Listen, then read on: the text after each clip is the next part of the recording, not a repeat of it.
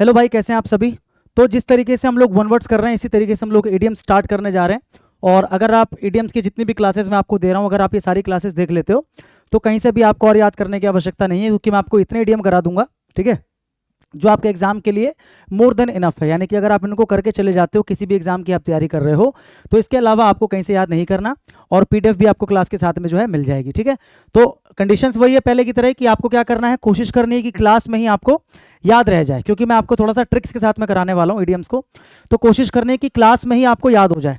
और रिवीजन के लिए क्या करना है, जो आपको मैं पीडीएफ दे रहा हूँ वहां से आप क्या कर लेना, रिवाइज कर लेना, ठीक है मेरे भाई। समझ में आया। स्टार्ट करें ईडीएम्स।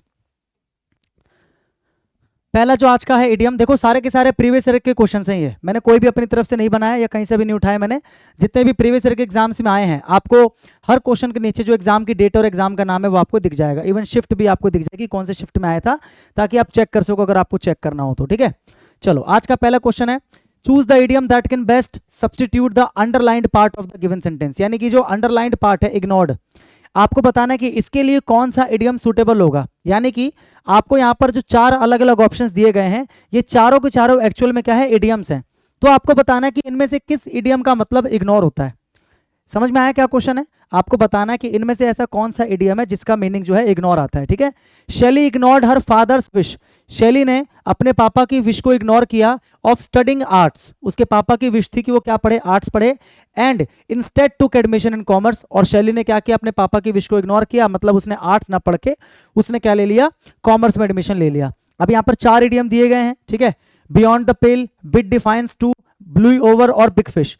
चार इडियम्स हैं। अब सोचो अगर आपको इन चारों का मतलब ही ना पता हो तो क्या कभी आप आंसर निकाल पाओगे? क्या कभी आप इस क्वेश्चन को कर पाओगे? नहीं कर पाओगे। इसका मतलब क्या है कि आपको चारों जो इडियम्स हैं उनका मीनिंग पता होना चाहिए। अगर आप पढ़ते आ रहे हो, तैयारी करने वाले बच्चे हो, तो आपको मेरे ख्याल से इनका मीनिंग आपको पता होगा। नहीं पता तो मैं आपको बता देता हूं, जैसे कि मैंने आपको बताया कि मैं सारे के सारे जो ऑप्शंस हैं मैं सबको एक्सप्लेन करता हूं, ताकि कहीं से भी कुछ भी छूटे ना। वन वर्ड में आपने क्या देखा कि जो ऑप्शन में आ रहा है अगली बार वो क्वेश्चन में आ जा रहा है, जो किसी क्वेश्चन में आ रहा है अगली बार वो किसी न किसी क्वेश्चन के ऑप्शन में आ जा रहा है। तो यही चीजें रिपीट होती रहती हैं। जैसे यहां पर आप देख रहे हो कि एक ऑप्शन आया, अब यही आप देखोगे आगे किसी न किसी के क्वेश्चन बन के आ जाएगा। ये जैसे बिग फिश कहीं पर क्वेश्चन बन के आ जाएगा, बिट डिफाइंस टू कहीं पर क्वेश्चन बन के आ जाएगा। तो यही चीजें बार बार रिपीट होती है, इसीलिए ऑप्शंस को इग्नोर नहीं करना, ठीक है। आ जाओ भाई समझते हैं। Beyond the pale, bid defiance to, blow over और बिग फिश। चार इडियम्स आपको दे रखे हैं, चारों का मीनिंग एक बार समझने की कोशिश करते हैं। सबसे पहला है beyond the pail. Beyond the पेल का क्या मतलब होता है? कंप्लीटली अनएक्सेप्टेबल, मतलब कोई भी ऐसा नियम या कानून या तौर तरीका या बिहेवियर, ठीक है। आप कह सकते हो कोई भी ऐसा बिहेवियर, ठीक है, या कोई भी ऐसा एक्ट, कोई भी ऐसा बिहेवियर या कोई भी ऐसा एक्ट जो कंप्लीटली अनएक्सेप्टेबल है, ठीक है। या फिर कह सकते हो outside the bound of morality, नैतिकता की बाउंड से, यानी कि नैतिकता की सीमा से क्या है, बाहर है। फॉर एग्जाम्पल, समाज में एक व्यक्ति चाहता है कि वो 5 शादियां करे, लेकिन आपको पता है नियम कानून और समाज के हिसाब से शादी जो है एक ही होनी चाहिए, हाँ कि ना। यानी कि उसका जो ये बिहेवियर है या उसके द्वारा किया गया जो एक्ट है, this is what, this is beyond the pail. This is beyond the पेल, इसका मतलब दिस इज टोटली अनएक्सेप्टेबल, या फिर this is totally outside the bound of morality, नैतिकता की सीमाओं से क्या है, ये बाहर है। समझ में आ गया भाई। बिट डिफाइंस टू का मतलब क्या होता है? बिट डिफाइंस टू का मतलब क्या होता है? अवज्ञा करना। अवज्ञा करना मतलब जानते हो, आज्ञा करने का ऑपोजिट होता है। आज्ञा पालन करना होता है ना, आज्ञा का पालन करना मतलब ओबे, उसी का ऑपोजिट क्या है, बिट डिफाइंस टू, यानी कि कह सकते हो डिसओबे। क्या बोल सकते हो? डिसओबे। डिसओबे का मतलब क्या होता है? ना मानना, मानने से इनकार कर देना, ठीक है। डिफाई एंड रिमेन स्टबन, मतलब किसी की बात को इनकार कर देना, रिजेक्ट कर देना।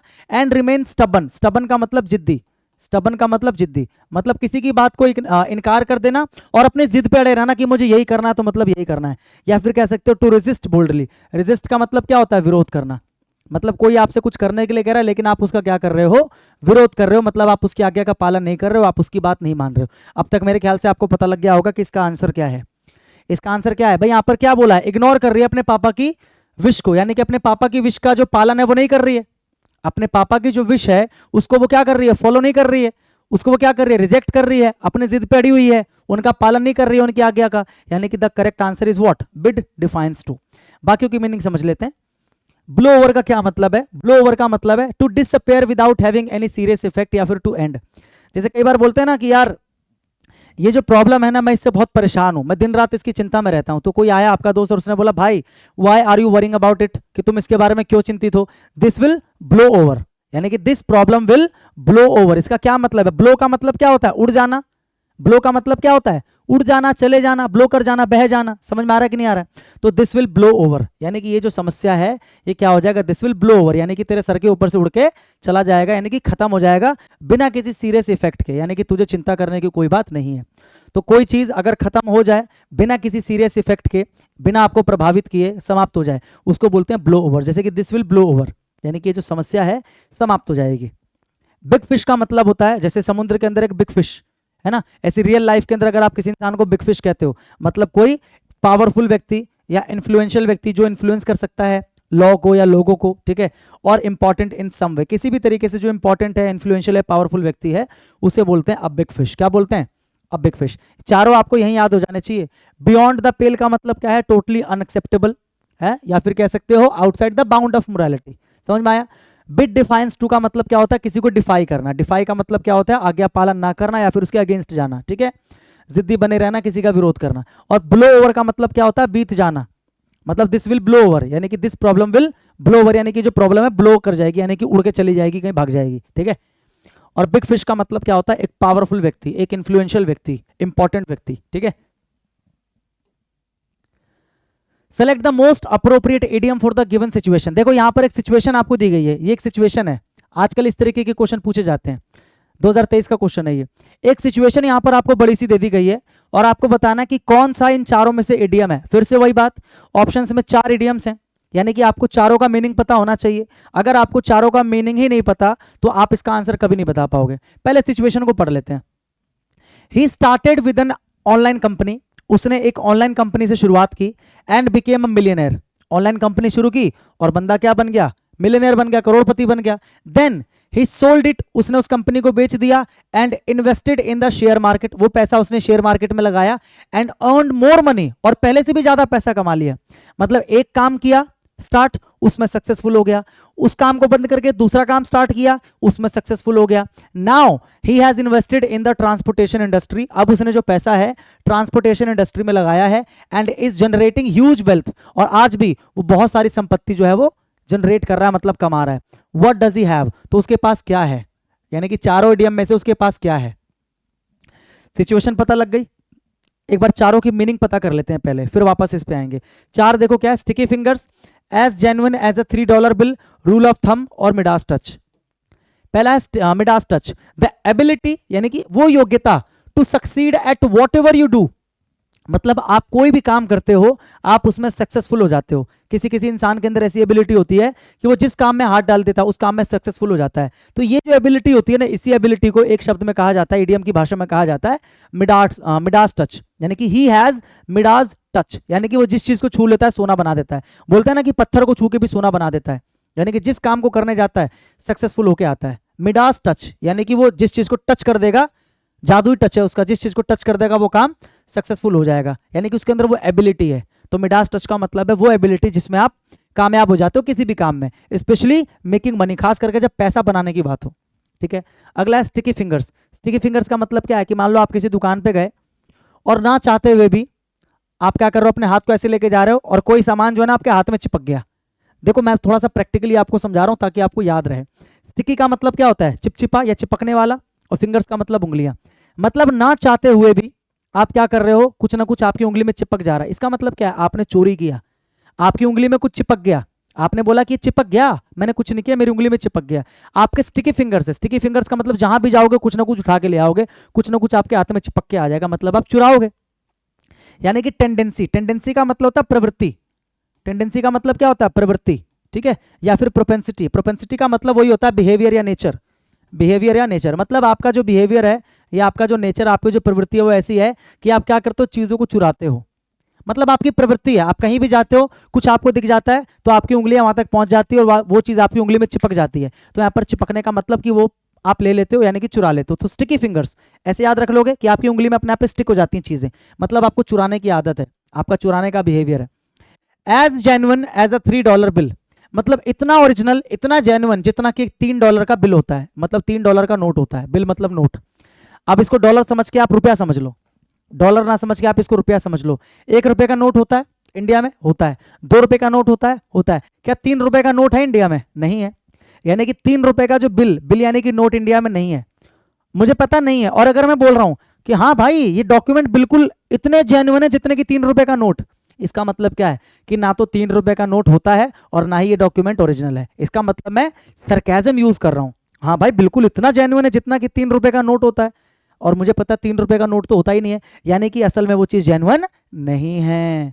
समझ में आ रहा है? यहां पर जेन्युइन बोल रहा हूं, लेकिन सरकाज़म एक तरह का, ये क्या है एक तरह का, ये सरकाज़म है, क्योंकि 3 रुपए का नोट तो होता ही नहीं है। तो समवन और समथिंग दैट इज फेक, समझ में आ गया? कोई व्यक्ति या कोई वस्तु जो कि क्या है, फेक है, ओरिजिनल नहीं है। फ्रॉडलेंट है, फ्रॉडलेंट का मतलब क्या होता है, जिसका काम क्या है, आपको धोखा देना, आपके साथ फ्रॉड करना, ठीक है। या फिर कह सकते हो लैक्स ऑथेंटिसिटी, जिसमें ऑथेंटिसिटी की कमी है। समझ में आ रहा है? कोई भी ऐसी चीज जो कि क्या है, फ्रॉडुलेंट पर्पस से आपके पास भेजी गई है, या कोई इंसान जो फ्रॉड है, या फिर कह सकते हो कोई ऐसी चीज जो फेक है, या कोई ऐसी चीज जो ऑथेंटिक नहीं है।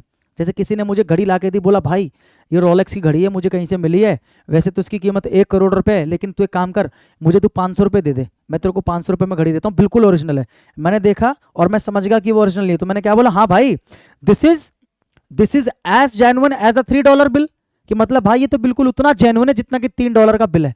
अब सामने वाला समझ गया कि ये बंदा मुझे पकड़ लिया, क्योंकि 3 रुपए का बिल तो यानी कि नोट तो होता नहीं है, और अगर इसको 3 रुपए के नोट के बराबर जेन्युइन बता रहा है, मतलब क्या बता रहा है कि ये फेक है, सरकाज़म यूज कर रहा है, ठीक है। रूल ऑफ थंब का मतलब है a method based on experience and common sense, मतलब कोई ऐसा तरीका जो एक्सपीरियंस पे बेस्ड होता है, कॉमन सेंस पे बेस्ड होता है। समझ में आ रहा है? उसको बोलते हैं रूल ऑफ थंब। क्या बोलते हैं? Rule of thumb. जैसे कि बोलते हैं ना कि देखो this is the rule of thumb, ये रूल ऑफ थंब है कि ऑफिस टाइम से आओ 9:30 बजे और 6 बजे से पहले मत जाओ। This is the rule of thumb, यानी कि ये प्रैक्टिकल है, ये बेस्ड ऑन एक्सपीरियंस है। ये बेस्ड ऑन क्या है? एक्सपीरियंस है। मंडे को हमेशा टाइम से आओ और फ्राइडे को हमेशा ऑफिस से लेट जाओ। This is the rule of thumb. ये रूल ऑफ थंब है। रूल ऑफ कुछ भी ऐसा कोई भी नियम हो सकता है जो कि एक्सपीरियंस पे बेस्ड हो और कॉमन सेंस पे बेस्ड हो, बेतुका ना हो, उसको बोलते हैं रूल ऑफ थंब। क्या बोलते हैं? Rule of thumb. अब आप मुझे बताओ, मिडास टच का मतलब समझ में आ गया?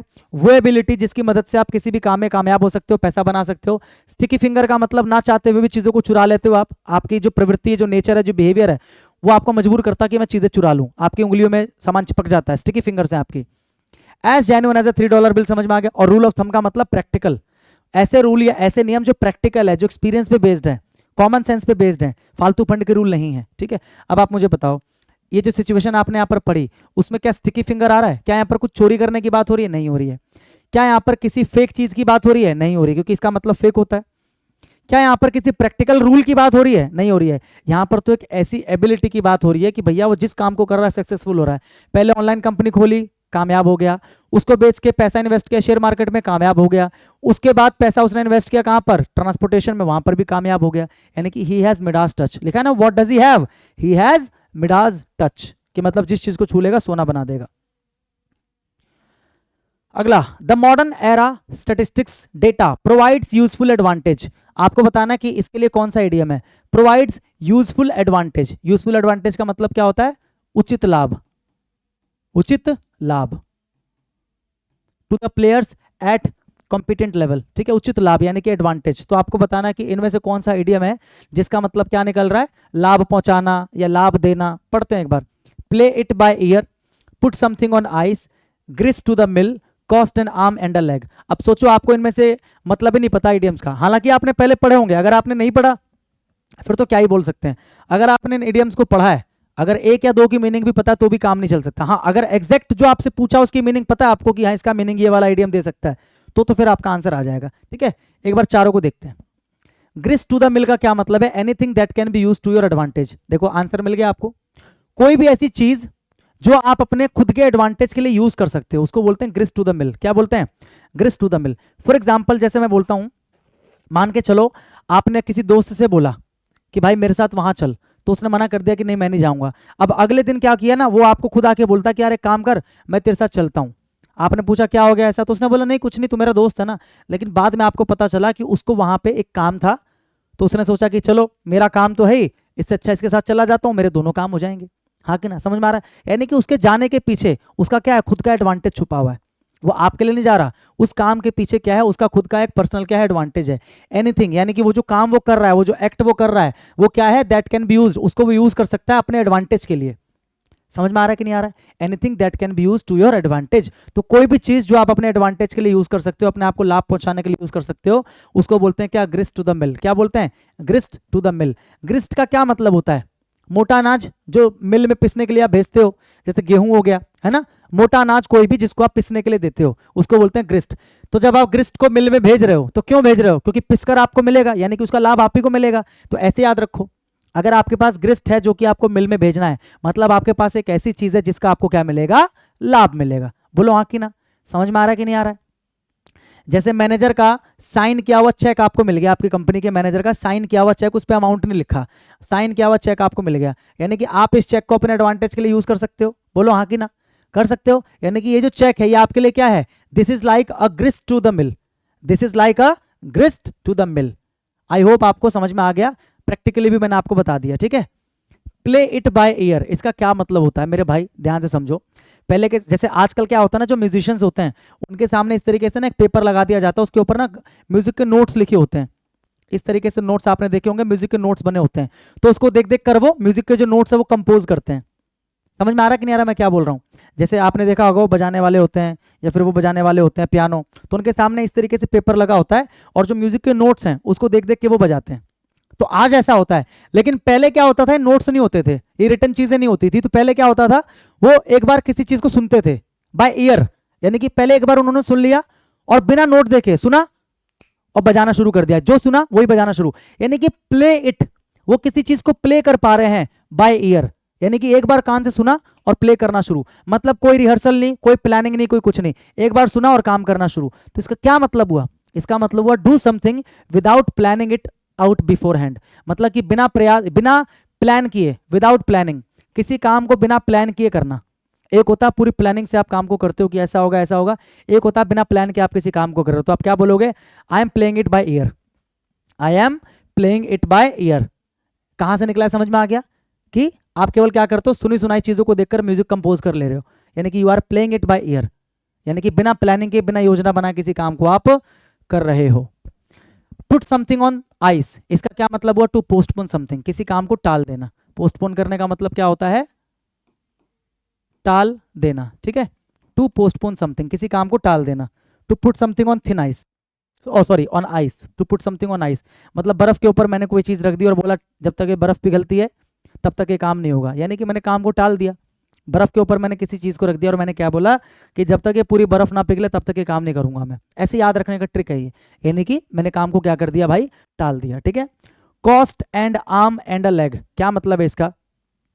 आप एक कार की उसमें शोरूम में घुस गए, ठीक है, मर्सिडीज या BMW के शोरूम में घुस गए, ठीक है, और आपकी जो सैलरी है वो कितनी है महीने की? 25,000 या 40,000 या 15,000 आपकी सैलरी, और आप घुस गए, आपने पूछा ये जो भैया नया वाला मॉडल है कार का ये कितने का पड़ेगा? तो उसने आपको ऐसे ऊपर से नीचे देखा और आपसे पता क्या बोला कि अगर आपको इस कार को लेना है तो आपको अपना एक हाथ देना पड़ेगा और आपको अपना एक पैर देना पड़ेगा, यानी कि कॉस्ट एंड आर्म, आपका एक हाथ और आपका एक पैर। आप बोलोगे भैया ये तो बहुत महंगा पड़ रहा है मुझे, तो एग्जैक्टली इसका मतलब यही होता है, वेरी एक्सपेंसिव। अगर कोई चीज आपको कॉस्ट कर रही है, मतलब कोई चीज आपको कीमत पड़ रही है, कितनी कीमत की? उसके लिए आपको एक अपना हाथ और एक अपना पैर काट के देना पड़ रहा है, मतलब वो चीज बहुत कीमती है ना? समझ में आ रहा है? तो क्या बोलेंगे? This new model of the car, this new model of the car is, या फिर this new model of the car cost an arm and a leg. This new model of this car, this new model of this car costs N arm and a leg, यानी कि ये जो नया model है ना इस गाड़ी का वो क्या है? Is very expensive. तो cost an arm and a leg का मतलब क्या कि भैया इसको लेने के लिए मुझे अपना एक हाथ देना पड़ेगा और अपना एक पैर देना पड़ेगा, मतलब इट इज वेरी एक्सपेंसिव। अब चारों का मीनिंग समझ गए। ग्रिस टू द मिल का मतलब कोई ऐसी चीज, कोई ऐसा प्लान, कोई ऐसी स्ट्रेटेजी या कोई भी ऐसी चीज जो आपके हित में यूज आप कर सकते हो, आपके एडवांटेज के लिए आप यूज कर सकते हो। प्ले इट बाय ईयर का मतलब समझ में आया? किसी भी काम को करना बिना प्लानिंग के, बिना योजना बनाए, ठीक है। और उसके बाद है पुट समथिंग ऑन आइस का मतलब क्या है कि आपने किसी चीज को बर्फ पर रख के छोड़ दिया, जब तक बर्फ नहीं पिघलती तब तक काम नहीं होगा, यानी कि आपने काम को पोस्टपोन कर दिया। और cost and arm and a leg का मतलब क्या? बहुत एक्सपेंसिव। तो यहां पर क्या दिया था कि आप उसको अपने एडवांटेज के लिए यूज कर सकते हो, यानी कि क्या लिखा है? Provides useful advantage. तो एडवांटेज क्या है? एडवांटेज है ग्रिस टू द मिल। कोई भी ऐसी चीज जो आपको क्या दे? एडवांटेज दे, ऐसी चीज को बोलते हैं ग्रिस टू द मिल। क्या बोलते हैं? Grist to the mill. Hand to hand याद करो, बात के भरोसे मत बैठो। At some point in the past, इसके लिए आपको बताना है कि इनमें से कौन सा फ्रेज आएगा। At some point in the past there were rows of temporary shops, मतलब एक समय में पास्ट की बात है।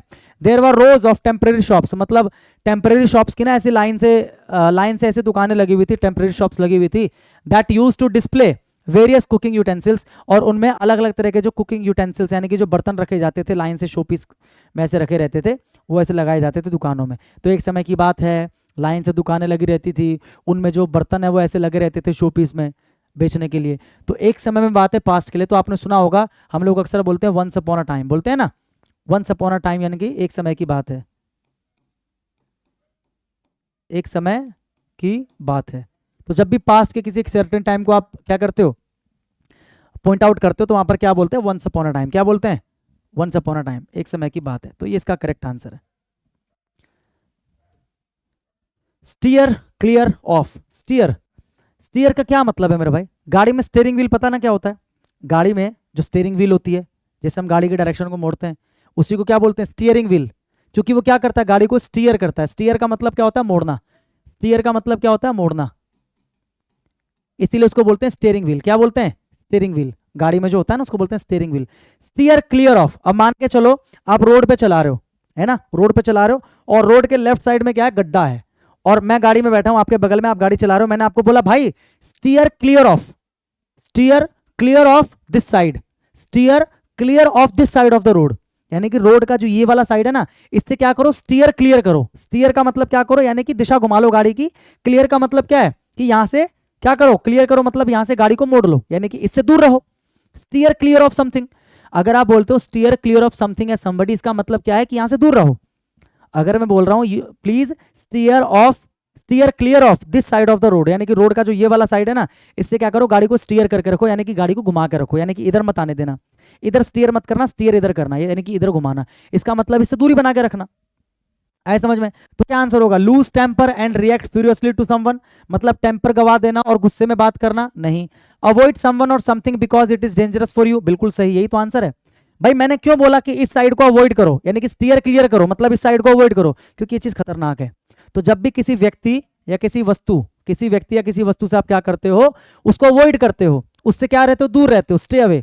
अवॉइड या फिर कह सकते हो स्टे अवे, अवॉइड या फिर स्टे अवे ऑफ, ठीक है। बी काइंड नहीं, show someone how to do a job नहीं। कुछ समझ में आया? तो स्टीयर क्लियर ऑफ का मतलब कि भैया गाड़ी को स्टीयर करके रखो, क्लियर ऑफ समथिंग यानी कि किसी चीज से दूर, किसी चीज से सुरक्षित, यानी कि किसी चीज को अवॉइड करो, है ना, किसी चीज को क्या करो, अवॉइड करो, या फिर किसी चीज से क्या रहो, दूर रहो। समझ में आ रहा है भाई, हाँ कि ना? He ate the whole bunch of grapes under the nose of, ये इडियम है आपका, under the nose of। Under the nose of का मतलब क्या होता है, नाक के नीचे। क्या होता है, नाक के नीचे। अब आप कहोगे सर नाक के नीचे, हिंदी में भी तो यूज करते हैं ना, कि तेरे नाक के नीचे से लड़की को उड़ा के ले जाऊंगा। फिल्मों में बोलते हैं ना कि मैं तेरे नाक के नीचे से लड़की को उड़ा ले जाऊंगा। तो नाक के नीचे का क्या मतलब है, कि नाक के नीचे से चल के जाऊंगा, इतना छोटा हूं मैं, नहीं। नाक के नीचे का मतलब क्या होता है कि तू खड़ा रहेगा और मैं तेरे सामने से लेके चला जाऊंगा, लेकिन तू देख नहीं पाएगा, तुझे पता नहीं लग पाएगा, यानी कि किसी के सामने। अंडर द नोज ऑफ का मतलब क्या है, ठीक नाक के नीचे, मतलब किसी के सामने, किसी की प्रेजेंस में, किसी की मौजूदगी में। तो क्या होगा, आफ्टर मच परसुएशन, बहुत मनाने के बाद, नहीं। शेयर इक्वली, बराबर बराबर शेयर करना, नहीं। चुपचाप ले जाना, नहीं। क्या होगा, in full view of somebody, मतलब किसी के बिल्कुल ठीक सामने से। इन फुल व्यू मतलब सामने वाले का व्यू बिल्कुल क्लियर है। In full view of somebody, किसी के बिल्कुल सामने से, उसको क्या बोलते हैं, अंडर द नोज ऑफ। ठीक है, समझ में आया? Select the most appropriate idiom for given situation. You wanted to speak, अच्छा ये सिचुएशन दे रखी है, ठीक है, इसके लिए आपको इडियम बताना है, ध्यान से देखो। यू वॉन्टेड टू स्पीक, तुम बोलना चाहते थे, but you controlled your self, लेकिन तुमने अपने आप को कंट्रोल किया, एंड बिकेम पेशेंट, और बिल्कुल तुम पेशेंट हो गए, यानी कि तुमने संयम रख लिया, चुप हो गए बिल्कुल।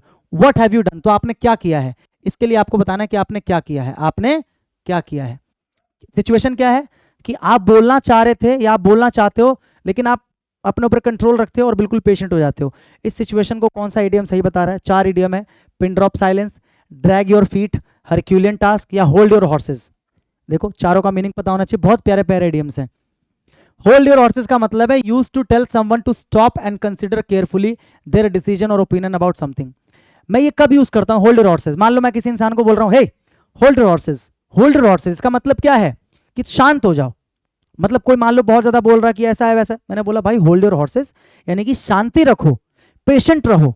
पेशेंट का मतलब मरीज नहीं, पेशेंट का मतलब धैर्य, धैर्य रखो, धैर्यवान बनो, अपने विचार को कंसीडर करो, अपने ओपिनियन को क्या करो, कंसीडर करो अच्छे से, अपने डिसीजन को कंसीडर करो अच्छे से, शांत रहकर, ठीक है।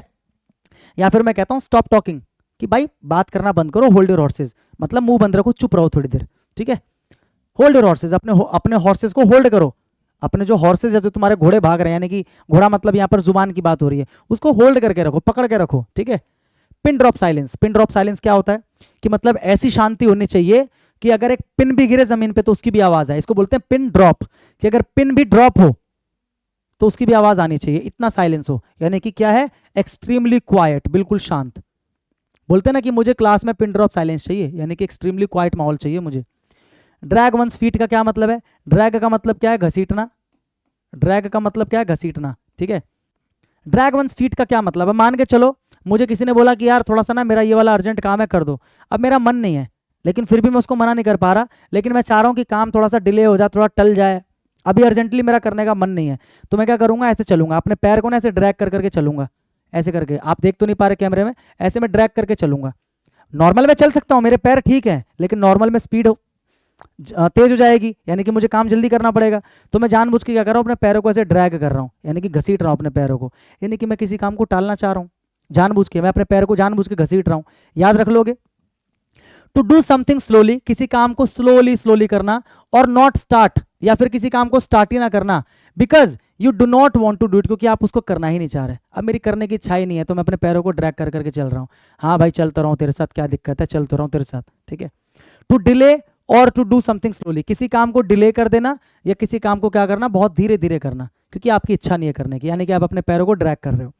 हरक्यूलियन टास्क, हरक्यूलियन टास्क का मतलब होता है एक ऐसा टास्क जिसको करने के लिए आपको हीरो बनना पड़ेगा, तभी तो हरक्यूलियन है ना, यानी कि कठिन कार्य। एनी जॉब और टास्क दैट्स एक्सट्रीमली डिफिकल्ट, जो बहुत ज्यादा क्या है, डिफिकल्ट है, और कॉल्स फॉर इनॉर्मस स्ट्रेंथ, जिसमें आवश्यकता है आपको इनॉर्मस स्ट्रेंथ की, यानी कि बहुत ज्यादा स्ट्रेंथ की आपको आवश्यकता है उस कार्य को करने के लिए, ठीक है। अब मेरे भाई यहां पर क्या था कि मैं बोलना चाहता था, लेकिन मैंने अपने आप को कंट्रोल किया, यानी कि I did what, I did what, I pin drop silence, I maintained pin drop silence, या फिर आई ड्रैग्ड माई फीट, या I did a Herculean task, क्या होगा, नहीं, आई हेल्ड माई हॉर्सेस, यानी कि मैंने अपने हॉर्सेस को कंट्रोल किया, मतलब मैं चुप हो गया, मैं शांत हो गया, मैं पेशेंट हो गया, समझ में आ रहा है, क्लियर है, देख लो दोबारा। यू वॉन्टेड टू स्पीक, तुम बोलना चाहते थे, but you controlled your self, तुमने अपने आप को क्या किया, कंट्रोल किया, यानी कि यू हेल्ड योर हॉर्सेस, तुमने अपने हॉर्सेस को कंट्रोल किया, यानी कि रोक के रखा, मतलब तुम अपने आप को बोलने से रोकते रहे, पेशेंट रहे, ठीक है, वही लिखा ना, बिकेम पेशेंट, समझ गए। पिन ड्रॉप साइलेंस पता लग गया, ड्रैग वंस फीट पता लग गया, घसीट घसीट के चलना, और हरक्यूलियन टास्क पता लग गया। Rahim had to eat a humble pie, to eat a humble pie, यहां तक है भाई, to eat a humble pie, यहां तक है, ये पूरा इडियम जो यहां तक है, ठीक है। टू ईट अ हम्बल पाई क्या मतलब होता है इसका, टू ईट अ हम्बल पाई का क्या मतलब है, सिंपल सा मतलब है हम्बल बन जाना, विनम्र बन जाना, अपनी गलती को मान लेना। टू ईट अ हम्बल पाई, कि भाई हम्बल पाई पड़ा मेरे सामने, एक ऐसा पाई जिसको खाते मैं हम्बल बन जाऊंगा, यानी कि मैं विनम्र बन जाऊंगा, इसका मतलब क्या, अपनी गलती को मान लेना, टू ईट अ हम्बल पाई, अपनी गलती को मान लेना, अपनी गलती मान लेना, ठीक है, अपनी गलती मान लेना। क्या होगा, to feel sorry and apologise for a mistake, to be punished for doing something wrong, मतलब किसी गलत कार्य के लिए सजा मिलना आपको। टू रिमेन विदाउट फूड, बिना खाने के रहना, या टू टेक सिंपल फूड, साधारण खाना खाना, ये रहा ना। टू फील सॉरी मतलब गलती का एहसास करना, एंड अपोलोजाइज माफी मांगना, यानी कि वही गलती मान लेना, अपनी गलती के लिए माफी मांग लेना, यानी कि you will have to eat humble pie, you will have to eat the humble pie, मतलब तुम्हें अपनी गलती माननी पड़ेगी, है ना। Step up to the plate, step up to the plate, देखो क्या मतलब है इसका, आपने गेम देखा होगा, एक गेम होता है जिसको बोलते हैं बेसबॉल, क्या बोलते हैं, बेसबॉल, ऐसा कुछ पिच होता है उसका मेरे ख्याल से, और यहाँ पर जो व्यक्ति है वो खड़ा होता है, ऐसे कुछ समथिंग होता है, आप देखना आपको पता लग जाएगा, इसको प्लेट कहा जाता है, क्या बोला जाता है, प्लेट। बेसबॉल के गेम में ऐसा प्लेट होता है, तो क्या होता है, बेसबॉल का जो प्लेयर है ऐसे ऐसे बैट लेके खड़ा है, जो उनका बैट होता है गोल वाला, आपने देखा होगा, और वहां पे जो बॉलर है जो बॉल फेंकेगा, अभी थ्रो करेगा, है ना, वो है वहां पे, तो जैसे ही वो बॉल को थ्रो करता है, तो प्लेयर जो होता है ना, बैट्समैन जो होता है, उसको क्या करना होता है, इस प्लेट में आना होता है जल्दी से, यानी कि प्लेट में स्टेप अप करना होता है। यानी कि अभी तक वो सिर्फ खड़ा है, लेकिन जैसे ही वो प्लेट में क्या करेगा, स्टेप अप करेगा, इसका मतलब क्या है, अब उसको हिट करना है। भाई अभी तो खड़ा है, लेकिन जैसे ही वो प्लेट में स्टेप अप करेगा, यानी कि इस वाले सेक्शन में स्टेप अप करेगा, अब वो खड़ा नहीं रहेगा। अब वो जो अब इतने समय से जो दिमाग लगा रहा कि मैं किधर का शॉट लूंगा, किधर का शॉट लूंगा, यहां पे जाते क्या कर देगा, उस शॉट को एग्जीक्यूट कर देगा। मतलब जो यहां पर खड़े होकर वो प्लान बना रहा था कि मैं इधर मारूंगा या इधर मारूंगा, प्लेट में जाते क्या करेगा, इतना टाइम होगा नहीं कि सोचे, जैसे ही प्लेट में जाएगा बॉल आ चुकी होगी, क्या कर देगा, प्लान को एग्जीक्यूट कर देगा। तो step up to the plate, देखो कहां से ओरिजिन निकल के आया। Step up to the plate का क्या मतलब हुआ, अपने प्लान को इंप्लीमेंट कर देना या एग्जीक्यूट कर देना। प्लान को इंप्लीमेंट कर देना, एग्जीक्यूट कर देना। Take control of a situation, नहीं। प्लान फॉर बेटर परफॉर्मेंस, नहीं। Implement a plan, yes, implement a plan, ठीक है। Step up to the plate का क्या मतलब है, किसी कार्य को शुरू करना, किसी कार्य या प्लान को शुरू कर देना, शुरू कर देना। एक होता है बनाना, प्लान करना, और एक होता है प्लान को स्टार्ट कर देना, यानी कि step up to the plate. याद रख लोगे, समझ में आया, बेसबॉल से याद रखोगे। ये इडियम दे रखा है, लेट बाईगॉन्स बी बाईगॉन्स, क्या मतलब होता है, इसका मतलब होता है जो बीत गई सो बात गई, जो बीत गई सो बात गई। आप अपने दोस्त को बोलते हैं यार छोड़ यार, क्या तू 1.5 साल पुरानी बात लेके बैठा हुआ है, जो बीत गई सो बात गई।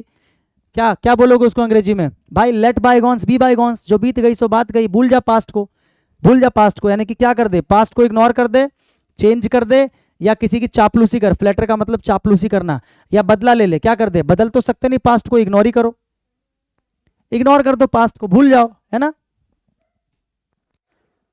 फिनिश, आपको बताना कि इनमें से कौन सा इडियम है जिसका मतलब फिनिश है। सिंपल, देखो, the boss wanted to finish the case, boss जो है वो केस को फिनिश करना चाहता था before the arrival of the inspection team, inspection team के आने से पहले केस को वो खत्म करना चाहता था। तो कौन सा ऐसा इडियम है या फ्रेज है जिसका मतलब फिनिश होता है। चारों का मतलब पता होना चाहिए, अगर आपको पता है तो वेरी गुड, नहीं पता है तो आ जाओ।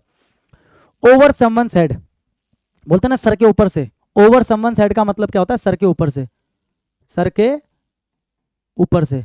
इसका मतलब क्या होता है, बियॉन्ड समवन्स एबिलिटी, मतलब मेरी एबिलिटी के बाहर है, टू अंडरस्टैंड, मतलब कोई ऐसी चीज जो आपको समझ नहीं आ रही, यानी कि वो चीज आपकी एबिलिटी से बाहर है। अब मान के चलो मैं आर्ट्स का विद्यार्थी हूं, आपको पता है आर्ट्स का विद्यार्थी हूं मैं, अगर कोई अचानक से मेरे सामने आके मुझे पढ़ाने लग जाए थर्मोडायनेमिक्स, अचानक से पढ़ाने लग जाए कि थर्मोडायनेमिक्स ऐसे होता है, मुझे समझ में आएगा, मुझे स्टार्टिंग में नहीं आएगा समझ में। यानी कि मैं क्या बोलूंगा, sir ji this is beyond my ability to understand, this is beyond my ability, मतलब मेरी एबिलिटी से परे है, ये मेरी योग्यता से परे है, मैं इसको समझ नहीं पा रहा हूं, तो मैं क्या बोलूंगा, this is beyond my ability. या फिर मैं सीधा बोलूंगा this is over my head, sir ji this went over my head, यानी कि सर जी मेरे सर के ऊपर से गया ये तो, this went over my head, sir के ऊपर से चला गया, यहां तो आया ही नहीं, आपने ऐसे भेजा सर में आने के लिए, लेकिन सर पे ना आके सर के ऊपर चला गया, यानी कि बियॉन्ड माई एबिलिटी, ठीक है, over my head. Be over and done with, be over मतलब खत्म हो जाना, एंड डन विद, बोलते ना I am done with you, क्या बोलते हैं भाई, अब मेरे से बहस नहीं होती, आई एम डन विद यू, मतलब मेरा तेरे से हो गया, अब खत्म है मेरा तेरे से, आई एम डन विद यू कि मेरा तेरे से सब कुछ क्या है, खत्म है। तो बी ओवर सब कुछ ओवर है, एंड डन विद यू का क्या मतलब है, completely finished. You know the answer, finished की बात हो रही है तो be over and done with, finished की बात हो रही है तो be over and done with, यानी कि क्या बोलेंगे, the boss wanted to over and do with, over and do with the case, the boss wanted to over and do with the case, ठीक है, ये लगा दोगे। Be over and over, over and over का मतलब क्या होता है, बार बार, ओवर एंड ओवर का मतलब क्या होता है, बार बार, कोई चीज अगर बार बार होती है, ठीक है, अक्सर होती है या बार बार होती है, उसको क्या बोलोगे, बी ओवर एंड ओवर। जैसे कि this happens over and over, this happens over and over, इसका क्या मतलब है कि ये होता है बार बार, रिपीटेडली होता है, अक्सर होता है, this happens over and over. Be over a barrel, be over a barrel का क्या मतलब है, बैरल आपको पता है इस तरीके का ड्रम होता है, इस तरीके से कर्व्ड होता है, यहाँ से और यहाँ से नीचे से ऐसे होता है, आपने देखा होगा गोल सा होता है बैरल, बीच में से ऐसे कर्व्ड होता है, निकला हुआ होता है, बाहर की तरफ बल्ज होता है ना। और मैं अगर आपको बैरल पे खड़ा कर दूं, मैं आपको क्या कर दूं, बैरल पे खड़ा कर दूं, और आपको पता है बैरल पे ना वो बनाना, बैलेंस बनाना बड़ा मुश्किल होता है। अगर मैं आपको बैरल पे खड़ा कर दूं और मैं आपको बोलूं कि भैया इस तरफ जो है ना गर्म तेल का कुआं है, और इस तरफ जो है एक ऐसा कुआं जिसके अंदर सांप और मगरमच्छ है, और आपको मैंने बैरल पे चढ़ा दिया, you are over a barrel, इसका मतलब क्या है, इन अ वीक और डिफिकल्ट पोजीशन, आप एक वीक और डिफिकल्ट पोजीशन में हो, अगर आप बैरल पे हो तो आप एक डिफिकल्ट पोजीशन में हो, इस समय आपको पता नहीं क्या करना है, या फिर in a difficult situation where you have little choice, एक ऐसी डिफिकल्ट सिचुएशन में आप हो जहां पर आपके पास बहुत कम चॉइस है, but to do what someone else wants you to do, मतलब आपके पास कोई चॉइस नहीं है, सामने वाला जो आपसे करवाना चाहता है वो आपको करना पड़ेगा। अब जैसे आप बैरल पे खड़े हो और आपके पास कोई चॉइस नहीं है क्योंकि आपके चारों तरफ खतरा ही खतरा है। अब मैं अगर आपको बोलूंगा बेटा डांस करके दिखा, तो आप उसी के ऊपर ऐसे करके डांस करके दिखाओगे, हाँ कि ना? यानी कि आपके पास ना के बराबर चॉइस है, आप वही करोगे जो मैं चाहता हूं। तो अगर आप किसी ऐसी सिचुएशन में हो जो बहुत डिफिकल्ट है, या आप एक ऐसी सिचुएशन में हो जहां पर आप अपनी मनमर्जी की नहीं कर सकते, कोई और जो आपसे करवाना चाहता है वही आपको करना पड़ेगा, तो आप क्या बोलोगे? भाई अभी मुझे परेशान मत कर, I am over a barrel right now, I M over a barrel right now, मतलब मैं एक डिफिकल्ट सिचुएशन में हूं, मेरे पास अभी कोई चॉइस नहीं है कि मैं अपनी मर्जी से कुछ कर सकूं, I am over a barrel. ठीक है, याद रख लोगे, हाँ कि ना? ओवर समवन्स हेड, सर के ऊपर, एबिलिटी के परे, समझने के, ठीक है। ओवर एंड डन विद, इसका मतलब सब कुछ खत्म है, समाप्त है, फिनिश्ड है। ओवर एंड ओवर का मतलब बार बार, और ओवर अ बैरल का मतलब आपको समझ में आ गया, ठीक है। Yamini is a great singer, she will make it big. To make it big, to make it big का मतलब क्या होता है? To become successful, to become successful. जैसे मैं बोलूँ ना कि I will make it big someday, I will make it big someday, I will make it big someday, इसका मतलब मैं एक दिन क्या बनूंगा? कामयाब बनूंगा। तो migrate and settle, educated and rich, succeed and become famous, this is the correct answer according to the sentence, succeed and become famous, ठीक है, यानी कि मैं कामयाब हो जाऊंगा और फेमस भी हो जाऊंगा। कम वॉट में, कम वॉट में का मतलब होता है चाहे जो हो जाए, चाहे जो हो जाए, कम वॉट में मतलब मेरे आगे चाहे जो भी आ जाए, चाहे कुछ भी आ जाए, कम यानी कि आ जाए, वॉट में कुछ भी आ जाए, कुछ भी हो जाए, यानी कि हर हालात में, हर परिस्थिति में, यही मतलब होता है इसका। तो क्या होगा? नो मैटर व्हाट हैपेंस, खत्म, कि कुछ भी हो फर्क नहीं पड़ता। टू गेट फ्राइटेन, डर जाना नहीं, किसी से मिलना नहीं, to be among the latest नहीं, नो मैटर व्हाट हैपेंस, यानी कि चाहे जो भी हो जाए, नो मैटर व्हाट हैपेंस, यानी कि I will crack SSC CGL 2024 या 2025 कम वॉट में, I will crack this exam come what में, मतलब मैं इस एग्जाम को क्रैक करूंगा कम वॉट में, चाहे जो भी हो जाए, चाहे कुछ भी हो जाए, I don't care. Christy should discuss this with her face to face, face to face का मतलब, फेस टू फेस का मतलब क्या होता है? आप किसी से कॉल पे बात कर रहे हो और वो आपको बोल रहा है भाई तू समझ नहीं रहा ना, मैंने तेरे को इतने इतने पैसे दिए थे, और आप बोल रहे हो भाई तू समझ नहीं रहा, मेरे पास हिसाब लिखा है पूरा। तो एक काम कर, फोन पे बात मत कर, आमने सामने मिल। फेस टू फेस का मतलब क्या होता है? आमने सामने, यानी कि ना कॉल पे ना किसी तरीके से टेक्निकली, बल्कि आमने सामने। फेस टू फेस का मतलब क्या होता है? आमने सामने, यानी कि रिमेंड नॉर्मल एंड रियलिस्टिक नहीं, ऑलमोस्ट ऑलवेज नहीं, with another person in their presence, यानी कि उनकी मौजूदगी में, रादर देन के बजाय, रादर देन का मतलब के बजाय, के बजाय, रादर देन से बाय फोन, मतलब फोन पर होने के बजाय या लेटर पर होने के बजाय उनकी प्रेजेंस में होना, यानी कि उनके सामने होना। तो यही तो मीनिंग है कि मतलब फोन या लेटर के थ्रू बात ना करना, कुछ ना कहना, बल्कि आमने सामने आकर उनकी प्रेजेंस में आकर कुछ कहना या बोलना, उसको बोलते हैं फेस टू फेस। भाई तू फेस टू फेस मिल यार, ऐसे मेरे से बात नहीं होगी, फोन पे मैं तुझे क्या ही समझाऊं, ठीक है? समझ में आ गया? इजी था। एप्पल ऑफ डिस्कॉर्ड का मतलब होता है फसाद की जड़। क्या होता है? फसाद की जड़, है ना? कोई भी चीज हो सकती है, कोई भी इंसान हो सकता है, दो लोगों के बीच में एक ऐसी कॉमन चीज है जो दोनों को लड़वा रही है। यानी कि मान लो एक जमीन का टुकड़ा है जिसको लेकर दो भाई बिल्कुल कुत्ते बिल्ली की तरह लड़ रहे हैं, एक जमीन का टुकड़ा है, तो लोग क्या बोलेंगे? यार ये जमीन जो है ना यही फसाद की जड़ है, ना ये जमीन होती ना दोनों भाई लड़ते। तो this land, this piece of land is the real apple of discord, this piece of land is the real apple of discord, यानी कि ये जो जमीन का टुकड़ा ना यही क्या है? फसाद की जड़ है। एक काम करो, तुम दोनों भाई लड़ो मत, जमीन का टुकड़ा फसाद की जड़ है, तुम दोनों मतलब मेरे को दे दो, फसाद खत्म, ठीक है? सेंटर ऑफ अट्रैक्शन नहीं, सेंटर ऑफ अट्रैक्शन को क्या बोलते हैं? साइनोशोर। क्या बोलते हैं? साइनोशोर। डिस्टेंट लवर, दूर का आशिक, दूर का प्रेमी नहीं। प्रैक्टिकल नहीं, बोन ऑफ कंटेंशन। कंटेंशन का मतलब क्या होता है? कंटेंशन का मतलब वही फसाद या विवाद, फसाद या विवाद। और बोन का मतलब हड्डी, यानी कि वही बोन ऑफ कंटेंशन का मतलब फसाद की जड़, झगड़े का कारण, फसाद की जड़ या झगड़े का कारण, झगड़े का कारण।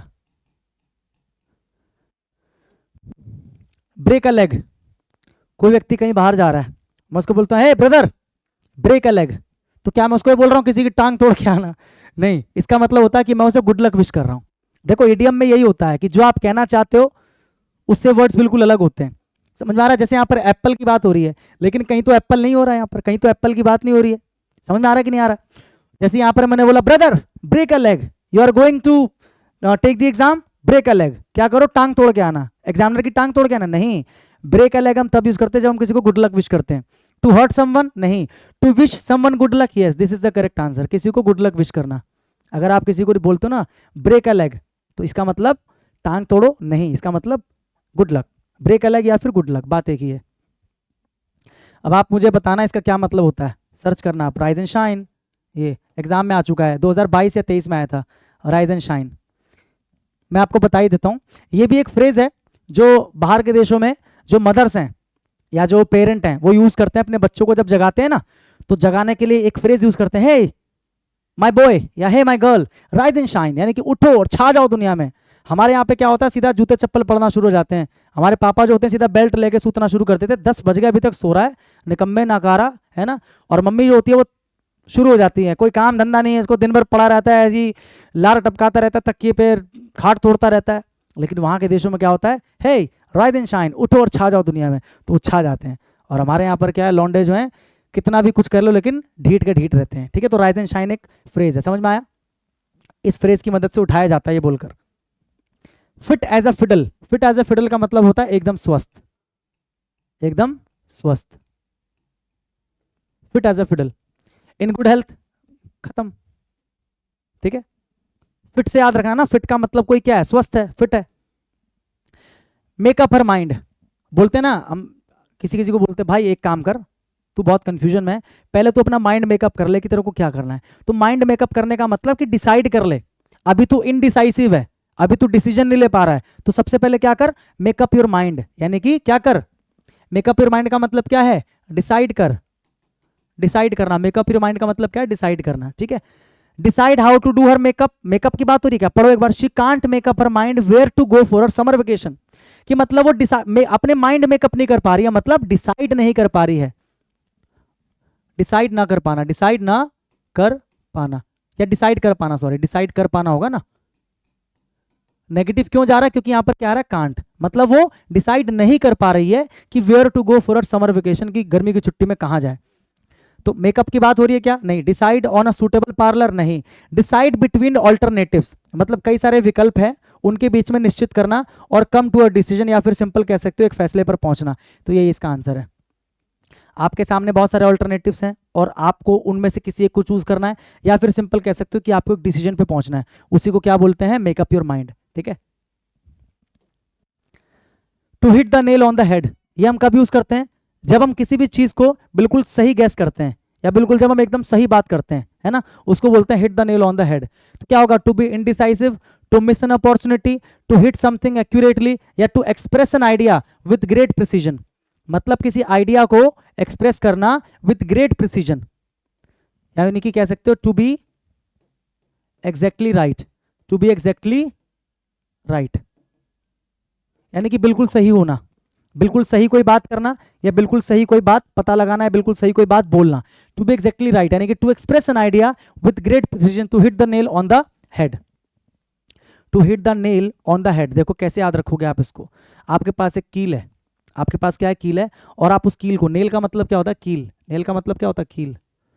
To hit the nail on the head, आपको क्या करना है, मैंने आपको बोला कि आपको एक नेल लेना, मतलब एक कील लेनी है, और आपको उसको ना अपने सर पे क्या करना, हिट करना है। एक हथौड़ा दे दिया मैंने आपको, और मैंने बोला कि भाई ऐसी जगह हिट करना कि तुम मरो ना। मैंने आपको नेल दिया, मैंने कहा कि क्या करो, हिट करो। अगर आपने किसी गलत जगह हिट किया उसको, तो आपका कल्याण है।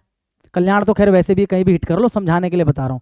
Hit the nail on the head यानी कि नेल को लेकर हेड पे ऐसी जगह हिट करना है, बिल्कुल सही जगह हिट करना है ताकि तुम मरो ना।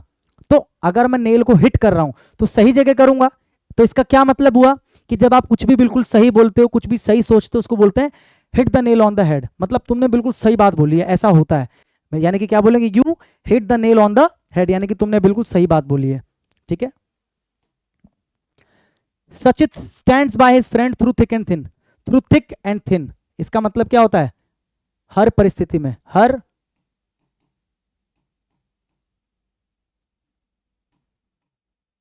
हर परिस्थिति में या फिर हर हालात में, ठीक है।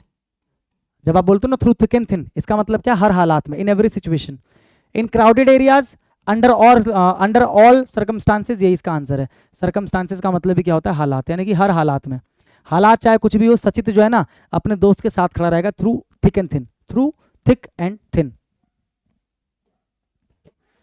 हियर समवन आउट का क्या मतलब है, सिंपल है। हियर का मतलब क्या होता है, सुनना, समवन का मतलब किसी को, और हियर आउट का मतलब वो एक फ्रेज बन गया। तो हियर समवन आउट का मतलब किसी की बात सुनना, किसी की बात सुनना बिल्कुल ध्यान से, ठीक है, ऐसे कर लो, किसी की बात ध्यान से सुनना, किसी की बात ध्यान से सुनना।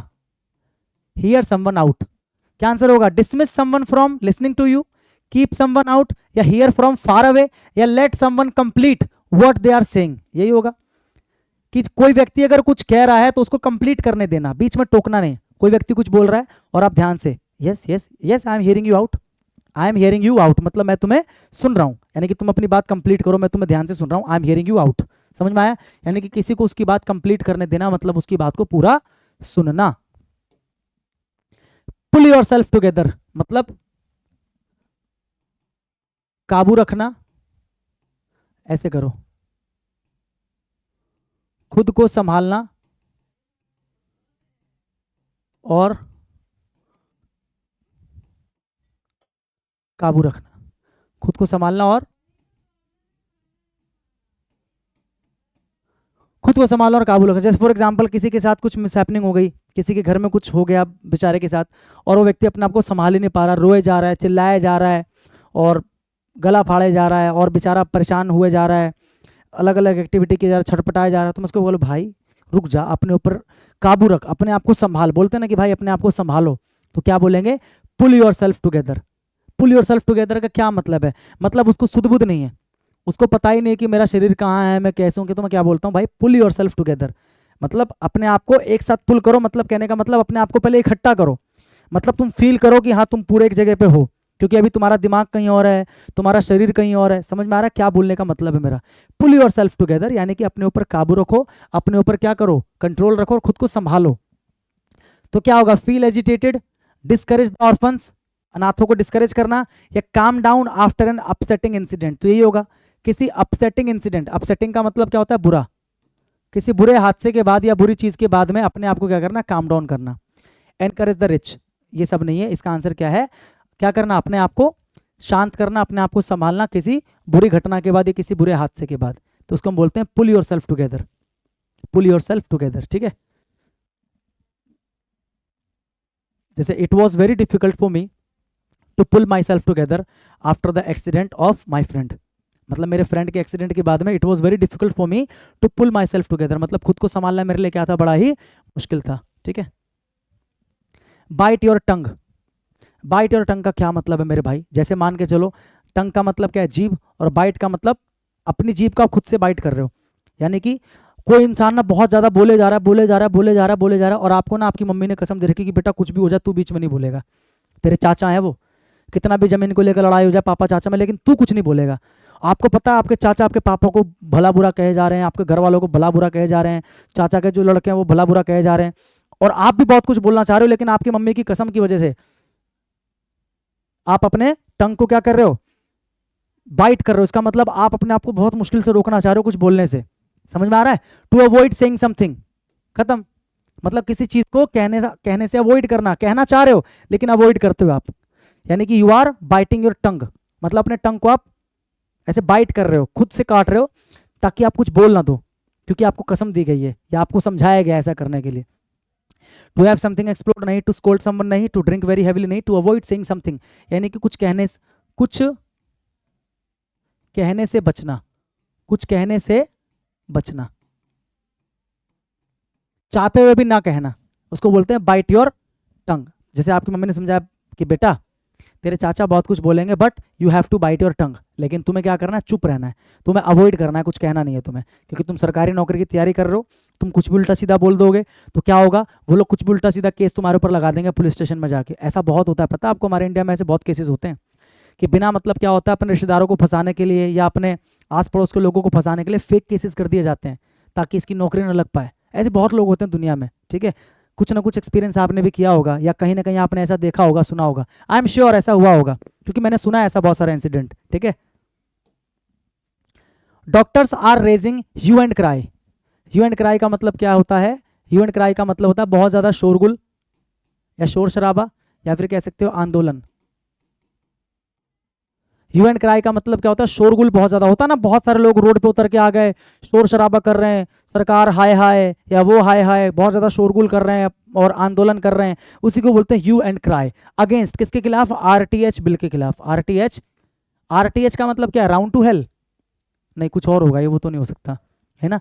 तो क्या होगा? ह्यू एंड क्राई का मतलब अबंडन यानी कि त्याग देना, इंक्वायर मतलब पूछताछ करना, पोस्टपोन मतलब टाल देना, या प्रोटेस्ट करना, विरोध करना। तो करेक्ट आंसर इज प्रोटेस्ट, आंदोलन।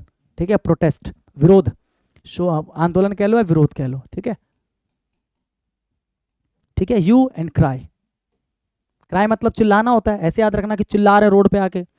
To let the cat out of the bag. To let the cat out of the bag कैसे याद रखोगे?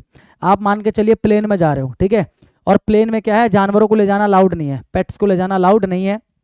तो आपने क्या किया, एक छोटा सा आपने कैनवस का बैग लिया, नीचे आपने उसके छेद कर दिया ताकि ऑक्सीजन प्रॉपर आती रहे जाती रहे, है ना, और आपने उसके अंदर अपनी बिल्ली को रख दिया और किसी को पता नहीं चला कि आपके पास बिल्ली है। ठीक है, आप जब प्लेन में गए तो आपने उस बैग को नीचे फ्लोर पर रख दिया, और हुआ क्या, गलती से ना जो चैन है वो आपने खुला छोड़ दिया बैग का, यानी कि आप नहीं चाहते थे, लेकिन फिर भी जो आपकी कैट है, फिर भी जो आपकी कैट है वो कहाँ गई? आउट ऑफ द बैग आ गई।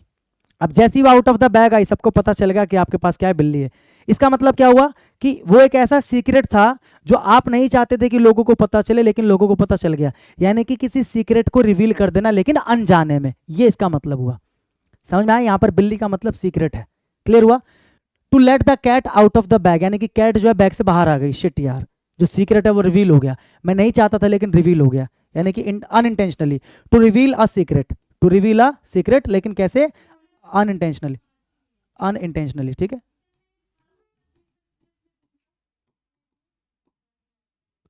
ठीक है, to reveal a secret unintentional, यानी कि किसी सीक्रेट को ना चाहते हुए भी क्या कर देना? रिवील कर देना। ठीक है, I did not even listen to him, मैंने तो उसकी बात भी ना सुनी।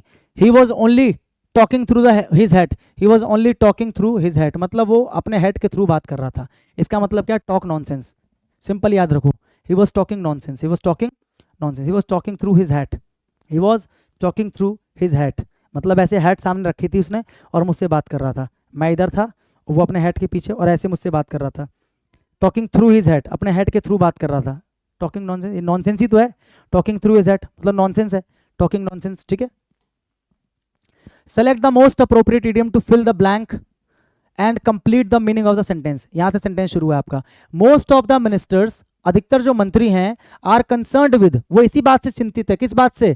The dash of office, office के डैश से चिंतित हैं, then the service of man, मतलब लोगों की सेवा करने से ज्यादा वो इस चीज से चिंतित है। तो किस चीज से चिंतित है? जरा इडियम्स को देख लो, 4 इडियम्स आपके सामने हैं। लोगों की सेवा करने से ज्यादा वो इस बात को लेकर चिंतित है। किस बात को लेकर?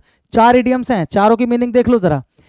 लोव्स एंड फिशेस का मतलब क्या होता है? मटेरियलिस्टिक वेल्थ, या फिर कह सकते हो मटेरियल गेन। मटेरियल गेन का मतलब क्या होता है? यानी कि वस्तु के रूप में जब आपके पास में बहुत सारी क्या होती है? गेन्स हो जाती हैं। जैसे कि आप चाहते हो कि आपके घर में टीवी आ जाए, फ्रिज आ जाए, आपके पास खूब सारा पैसा आ जाए, आपके पास लग्जरी गाड़ी आ जाए, आपके पास घर आ जाए, ये सब क्या है? मटेरियलिस्टिक चीजें हैं। ये सब क्या है? मटेरियलिस्टिक चीजें हैं। तो जब आप मटेरियलिस्टिक चीजों को जमा करते हो बहुत ज्यादा, तो उन चीजों को क्या बोलते हैं? Loaves and fishes. क्या बोलते हैं? Loaves and fishes. देखो लोव्स का मतलब क्या है? ब्रेड, बोलते हैं ना लोव्स ऑफ ब्रेड, यानी कि जो ब्रेड का जो टुकड़ा होता है उसको बोलते हैं लोव्स। ठीक है, टुकड़ों को। और फिश का मतलब क्या है? मछली, यानी कि आप अपने लिए केवल क्या चाहते हो कि मुझे भैया मछली दे दो और ब्रेड दे दो, यानी कि केवल आप अपने लाभ के बारे में सोचते हो, यानी कि केवल आप मटेरियलिस्टिक लाभ के बारे में सोचते हो। तो वो जो मटेरियलिस्टिक लाभ है उसको क्या बोलते हैं? Loaves and fishes. क्या बोलते हैं? Loaves and fishes. अगर कोई व्यक्ति अपने एडवांटेज के लिए या अपने मटेरियलिस्टिक प्रॉफिट के लिए, अपने मटेरियलिस्टिक गेन के लिए कोई काम कर रहा है, तो मैं क्या बोलूंगा?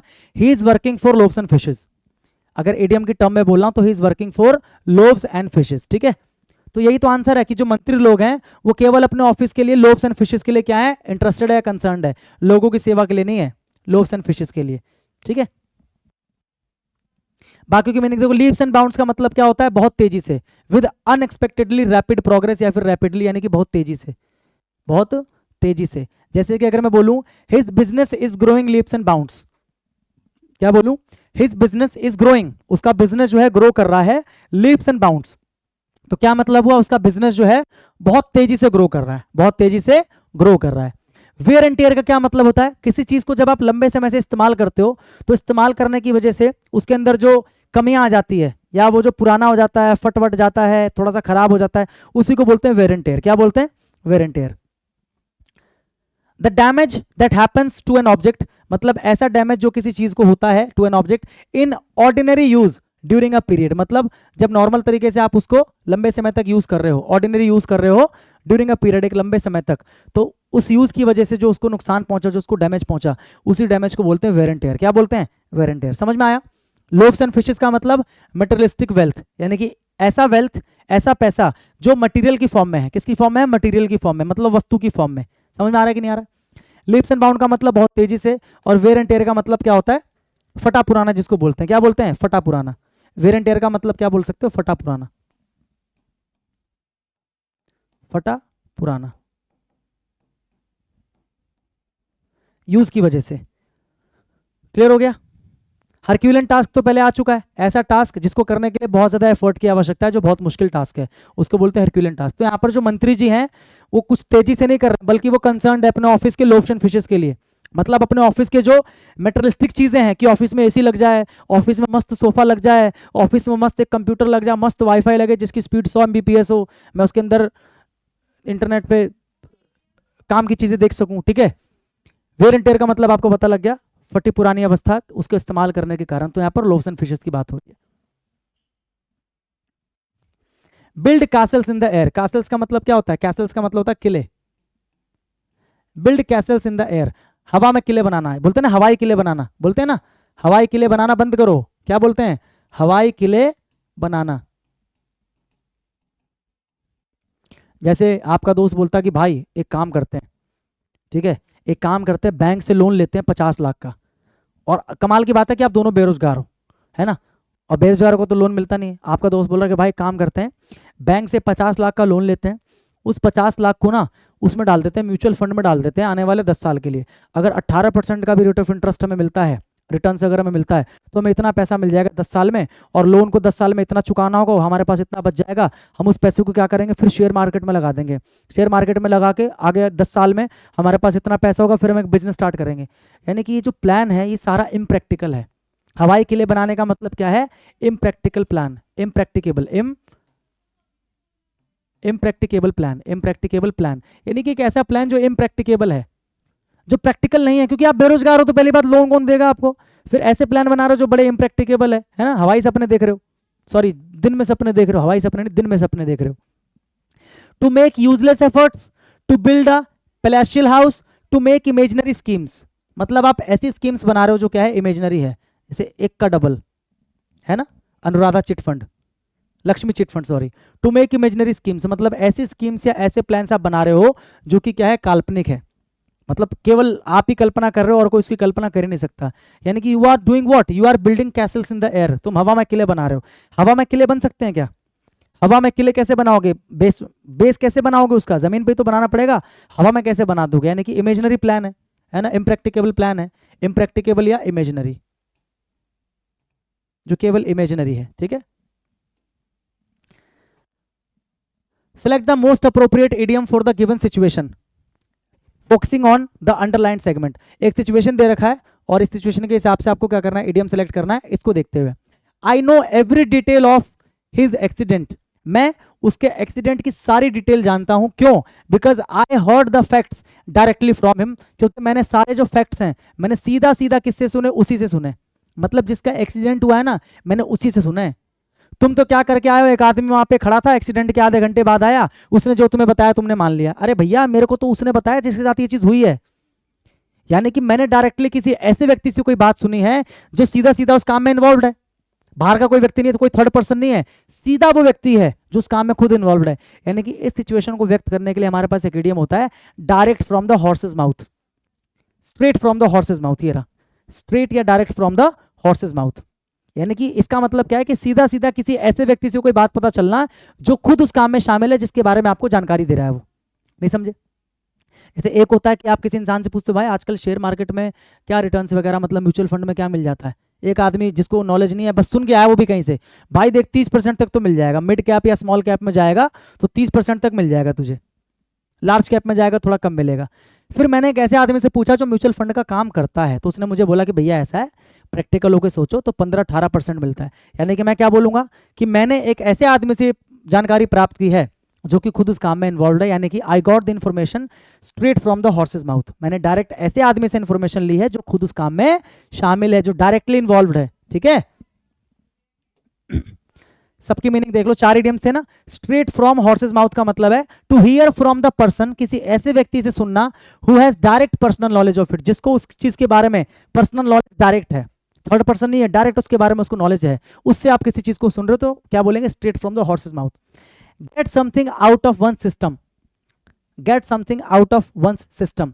अब यहां पर मुझे थोड़ा सा एलविश भाई को याद करना पड़ेगा, सिस्टम की बात आ रही है तो बोलते ना कि भाई ऐसा है, जैसे मान के चलो आपका एक दोस्त है, बार बार वो एक ही बात बोलता है कि भाई मुझे शिमला जाना, शिमला जाना, शिमला जाना, पिछले 5 साल से बोल रहा है भाई मुझे शिमला जाना, शिमला जाना, भाई शिमला जाना।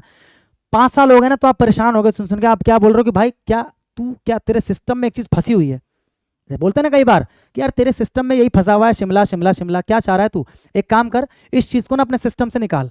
इसका मतलब क्या है कि ये काम कर, तू वो चीज कर ले, तो शिमला जाना, चल शिमला होके आते हैं, यानी कि उस चीज को अपने सिस्टम से निकाल दे, यानी कि किसी काम को कर ले ताकि उस काम को करने की जो तेरी इच्छा है वो खत्म ही हो जाए। अब क्या समझे कि इस चीज को अपने सिस्टम से अब चल फाइनली बाहर कर दे तू, यानी कि इस काम को तू कर ही ले ताकि तू उस चीज से बाहर आ जाए, तेरा वो करने का इच्छा जो वो खत्म हो जाए। देखो, गेट समथिंग यानी कि किसी चीज को निकाल देना आउट ऑफ वन सिस्टम, अपने सिस्टम से निकाल देना। इसका मतलब क्या होता है, टू टेक सम एक्शन, यानी कि कुछ कार्य करना, so that you no longer want to do it, ताकि अब आगे उसको करने की आपकी इच्छा ही ना हो। बोलते ना कि बहुत शिमला शिमला करता है, चल शिमला घूम ले, एक बार घूम लेगा आगे तेरी इच्छा ही नहीं होगी। यानी कि get something out of your system, get something out of your system. इसका मतलब क्या है कि get the idea of going to Shimla. Something का मतलब यहां पर क्या है, the idea of going to Shimla, the idea of going to Shimla. तो मैं क्या बोलूंगा, brother get the idea of going to Shimla out of your system, यानी कि जो शिमला जाने का आइडिया वाला जो है ना सिस्टम, जो आइडिया है उसको अपने सिस्टम से बाहर निकाल दे, यानी कि तू काम को कर ही ले ताकि तेरी काम को करने की जो इच्छा वो खत्म ही हो जाए। पोर वंस हार्ट आउट, पोर का मतलब क्या है, उड़ेलना, पोर का मतलब क्या है, उड़ेलना या डालना, उड़ेलना या फिर डालना। जैसे होता है ना कि चाय की प्याली में चाय है और कप में डालने की बात हो तो मैं क्या बोलूंगा, पोर द टी, चाय उड़ेल दो, चाय डाल दो, उसको बोलते हैं पोर करना। पोर मतलब उड़ेलना या डालना। पोर वंस हार्ट आउट, अब मान लो मैंने क्या किया, अपना दिल निकाल दिया, हार्ट आउट, अपना दिल निकाल के मैंने तुम्हारे सामने रख दिया। लड़का बोलता है कि देखो ऐसा है, मैं तुमसे कुछ छुपाऊंगा नहीं, लो मैं अपना दिल निकाल के तुम्हारे सामने पोर कर देता हूँ, मतलब डाल देता हूँ। ये दिल निकाला, उड़ेल दिया सामने, लो जो है देख लो सब कुछ दिल में। तो पोर समवंस हार्ट आउट का क्या मतलब है, दिल निकाल के रख देना। इसका मतलब क्या है, टू स्पीक वेरी, इसका मतलब ये थोड़ी कि सच में दिल निकाल रहा है ऐसे छाती फाड़ी और यहां से निकाल के, नहीं, इसका मतलब है टू स्पीक वेरी फ्रीली, यानी कि बिल्कुल बिल्कुल फ्रीली बात करना, मतलब जो आपके दिल में है बिल्कुल वही बोलना। इसका देखो, जब हम बोलते हैं ना कि यार बंदे ने अपना दिल निकाल के रख दिया, यानी कि जो जो मन में था बंदे ने सब बोल दिया।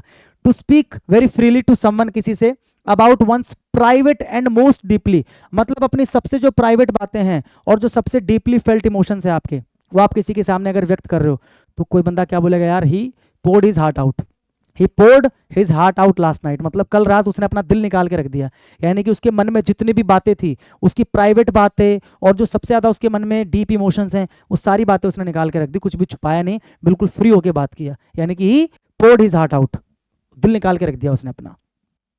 Speak of the devil, Hindi में बोलते हैं ना शैतान का नाम लिया शैतान हाजिर, हिंदी में बोलते हैं ना शैतान का नाम लिया शैतान हाजिर, शैतान का नाम लिया शैतान हाजिर।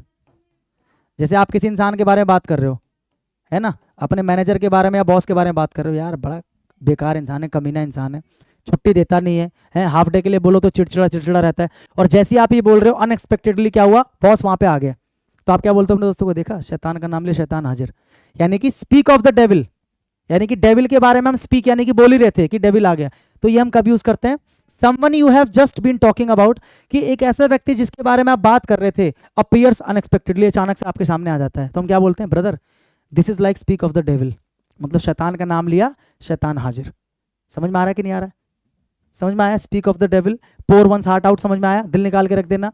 Gate something out of your system, कि भैया कोई चीज अपने सिस्टम से निकालो, यानी कि बार बार बोल रहे हो करना है कर ही लो ताकि करने की इच्छा खत्म हो जाए, सिस्टम से बाहर निकाल दो उस चीज को, अपने सिस्टम में तुम्हारे फंस गया है वो। और straight from the horse's mouth का मतलब समझ में आया, डायरेक्ट किसी ऐसे व्यक्ति से कोई बात सुनना पता लगा ना जो उस काम में डायरेक्ट क्या हो, इन्वॉल्व हो, ठीक है। Replace the underline segment with the most appropriate idiom, जो सबसे अप्रोप्रिएट इडियम है उससे आपको रिप्लेस करना है, ठीक है।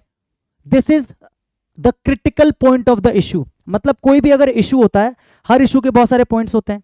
जैसे मान लो कोई एक इशू है, मकान का इशू है या जमीन का इशू है दो भाइयों के बीच में, तो बहुत सारे मुद्दे अलग अलग हो सकते हैं कि हमारे पापा ये कह के गए थे ऐसा ऐसा ऐसा ऐसा, लेकिन जो सबसे इंपॉर्टेंट मुद्दा है, जो सबसे इंपॉर्टेंट पॉइंट है वो क्या है कि जमीन जो है ना 3 हिस्सों में बटी हुई है और तीसरा व्यक्ति कौन है हमें ये नहीं पता। ये सबसे इंपॉर्टेंट इशू है, दो लोगों में डिस्कशन चल रहा है, तो दो लोग क्या बोल रहे हैं, यार सबसे पहले तो ये पता लगाओ कि इसका जो सबसे इंपॉर्टेंट इशू है उसके बारे में पता लगाओ, जो सबसे क्रिटिकल पॉइंट है किसी इशू का उसके बारे में पता चलाओ। तो वो जो क्रिटिकल पॉइंट होता है किसी भी इशू का, उस क्रिटिकल पॉइंट को अगर इडियम के टर्म में बोलोगे तो क्या बोलोगे, क्रक्स ऑफ द मैटर। क्या बोलोगे, the crux of the matter. Crux का मतलब क्या होता है, द क्रिटिकल पॉइंट या main point.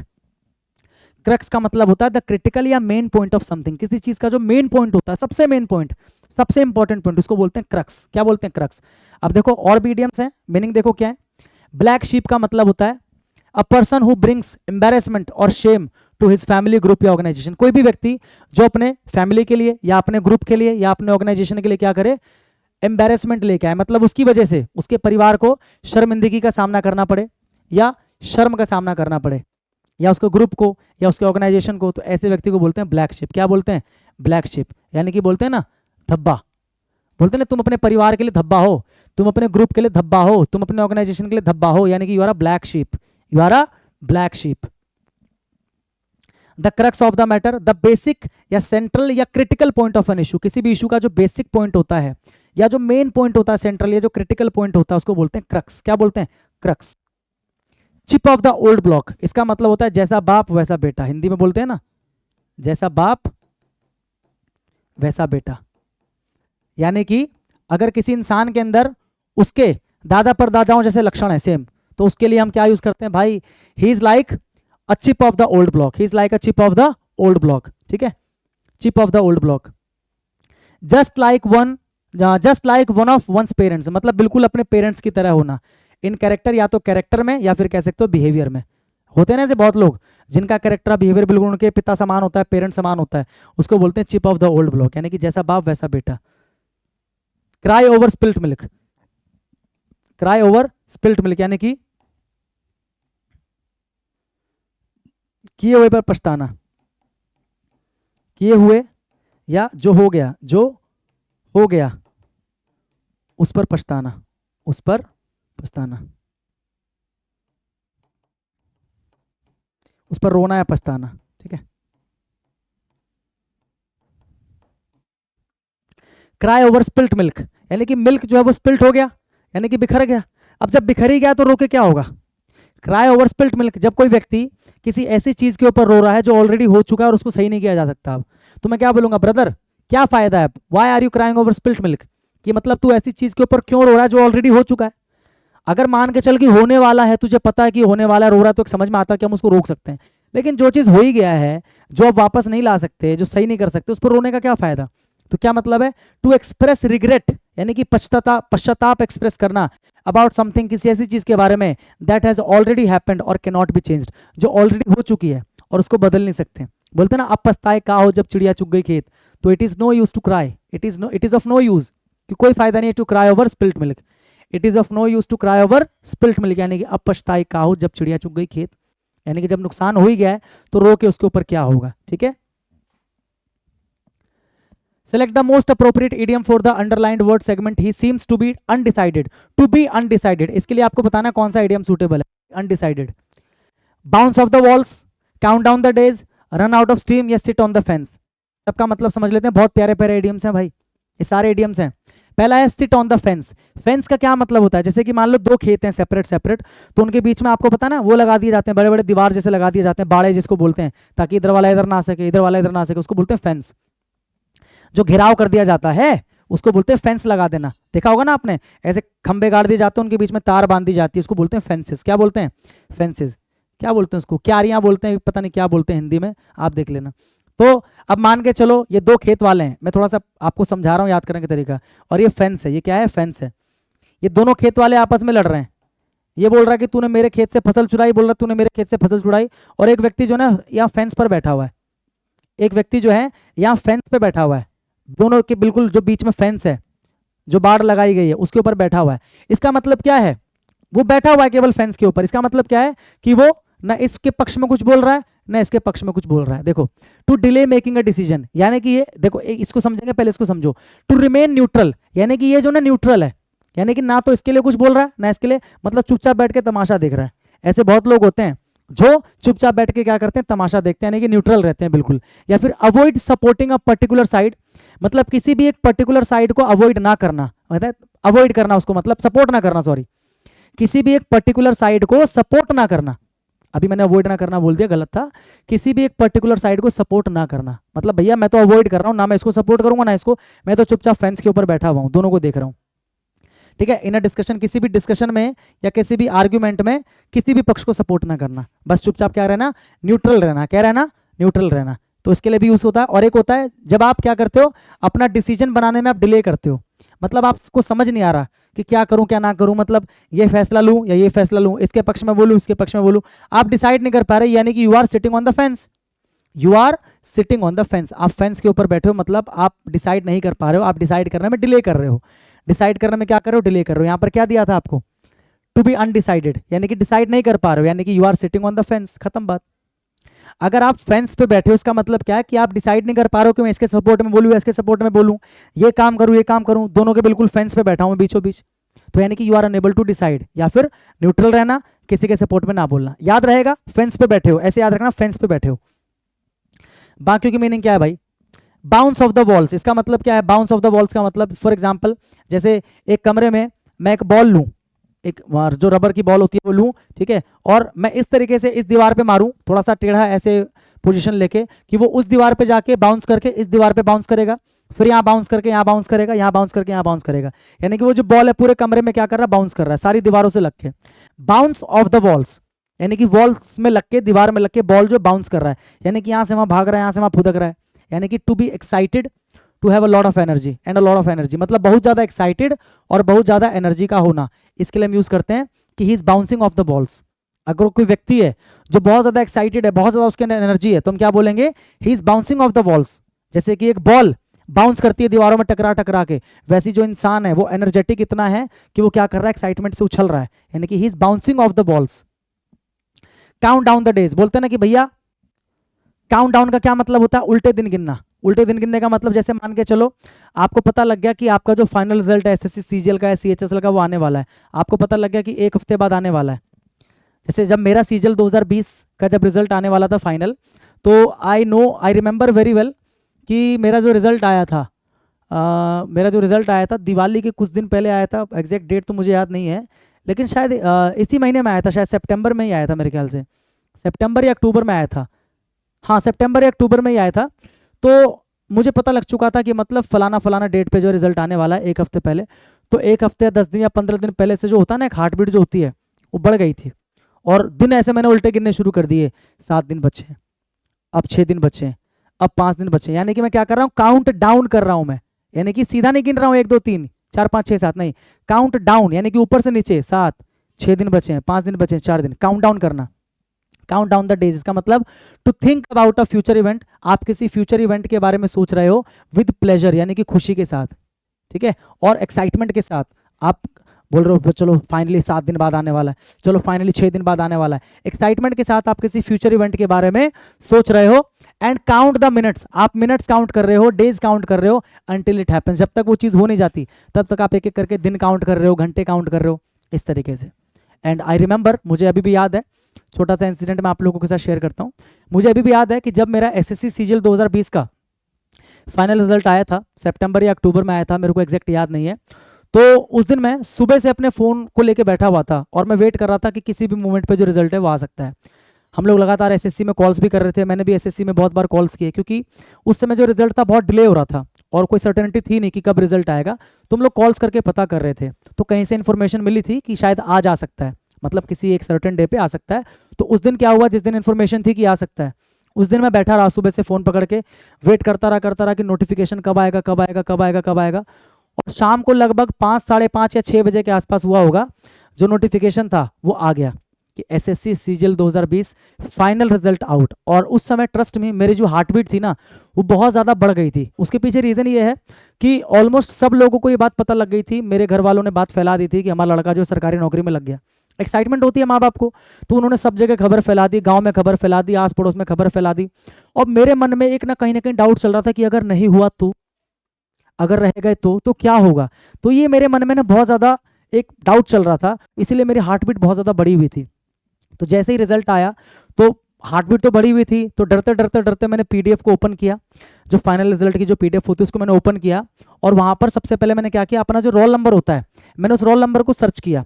Roll number search किया तो उस लिस्ट के अंदर मेरा रोल नंबर था। तो एक चीज़ ना एकदम से हिट की, इसका मतलब मेरा रिजल्ट में नाम है, ऐसे हिट किया। लेकिन फिर भी होता ना कि आप थोड़ा सा डाउट में रहते हो, तो आपको समझ नहीं आता क्या करना है। मैंने ऐसे साइड में ऐसे करके स्लाइड करके मैंने क्या स्वाइप करके मैंने क्या किया, वहाँ पे अपना नाम देखा, मैंने रोशन चौधरी नाम लिखा हुआ था वहाँ पे रोल नंबर भी था। मैंने नाम रोल नंबर को कम से कम 3-4 बार मिलाया होगा कि हाँ नाम मेरा ही है, इसके सामने ये वाला रोल नंबर लिखा हुआ, ऐसे मिलाया होगा। उसके बाद ऐसे करके स्वाइप करके ऐसे साइड में मैंने क्या किया, वहाँ पे देखा कि कौन सा पोस्ट कोड लिखा आता था। अब पता नहीं कैसे आता है कि ये वाला जो पोस्ट कोड है फलाना फलाना B24 D24 या D50 ऐसे करके अलग अलग कोड्स होते हैं। तो मैंने देखा कोड क्या है, मैंने कोड देखा, फिर नीचे मैंने स्क्रॉल किया, वहाँ पर देखा कि इस कोड पे कौन सा पोस्ट है। मैंने पोस्ट देखा, डिपार्टमेंट देखा, और फाइनली मेरे को तसल्ली हो गई कि हाँ मेरा जो सिलेक्शन है वो हो चुका है। और ये होते के साथ ही जो सबसे पहले मैंने काम किया वो क्या किया कि जो मेरे मम्मी पापा हैं, ठीक है, मम्मी घर पे थी उस समय, पापा मेरे उस समय बाहर थे, ड्यूटी पे थे शायद। तो मम्मी से मैंने आशीर्वाद लिया, उनको मैंने सबसे पहले बताया, घर वालों को बताया, सबको मैंने फ़ोन किया, अपने परिवार में जो मेरी दीदी जीजा जी हैं और जितने भी मेरे जानने वाले लोग हैं, दोस्तों को बताया मैंने। पिताजी के पास गया, और मेरे पिताजी उस समय ड्यूटी करते थे, सिक्योरिटी गार्ड की नौकरी करते थे, जाते थे उस समय तक वो। तो उनको मैंने बताया, वहाँ पे गया उनके पास और उनको मैंने बताया कि मेरा सिलेक्शन हो गया इनकम टैक्स डिपार्टमेंट में एसएससी सीजीएल 2020 से। तो 1 मिनट के लिए तो वैसे थे, क्योंकि अनएक्सपेक्टेड था हमारे परिवार के लिए, हमारे परिवार में कोई पढ़ा लिखा है नहीं, तो अनएक्सपेक्टेड था कि कैसे ये चीज़ हो सकती है। तो 1 मिनट के लिए वो ऐसे बिल्कुल शांत रहे, और उनकी आंख में आ गया आंसू, खुशी के आंसू थे वो। उन्होंने ऐसे करके गले लगा लिया, और होता ना अपनी पूरी लाइफ आंखों के सामने से चली जाती है कि हमने क्या क्या देखा और क्या क्या बेटे ने हमें दे दिया। तो एक अलग तरह का एक्साइटमेंट था उस दिन। फिर वो रात को घर आए, मिठाई लेके आए, हम लोगों ने सेलिब्रेट किया। और उस दिन का जो दिन था वो मेरी लाइफ का सबसे बड़ा दिन था, जब ये बात मैंने बताई कि फाइनली मेरी गवर्नमेंट जॉब लग गई है इनकम टैक्स डिपार्टमेंट में। बहुत बड़ी चीज़ थी मेरे लिए वो, ठीक है। और मैं चाहता हूँ कि जल्दी आपके साथ भी ये चीज़ हो, और वो दिन आपकी लाइफ में भी आए, और आप भी गर्व के साथ में सबको बता सको कि yes finally I am selected इस डिपार्टमेंट में।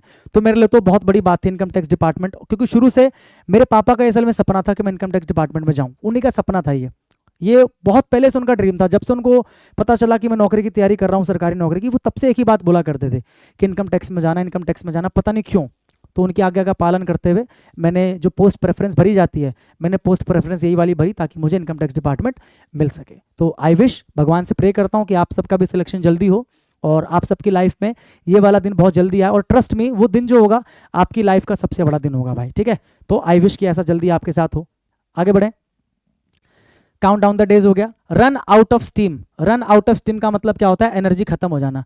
टू ग्रेजुअली लूज एनर्जी और एंथुजियाज्म, धीरे धीरे अपना एनर्जी और अपना एंथुजियाज्म यानी कि जो अपना उत्साह है वो क्या होना, कम होते जाना।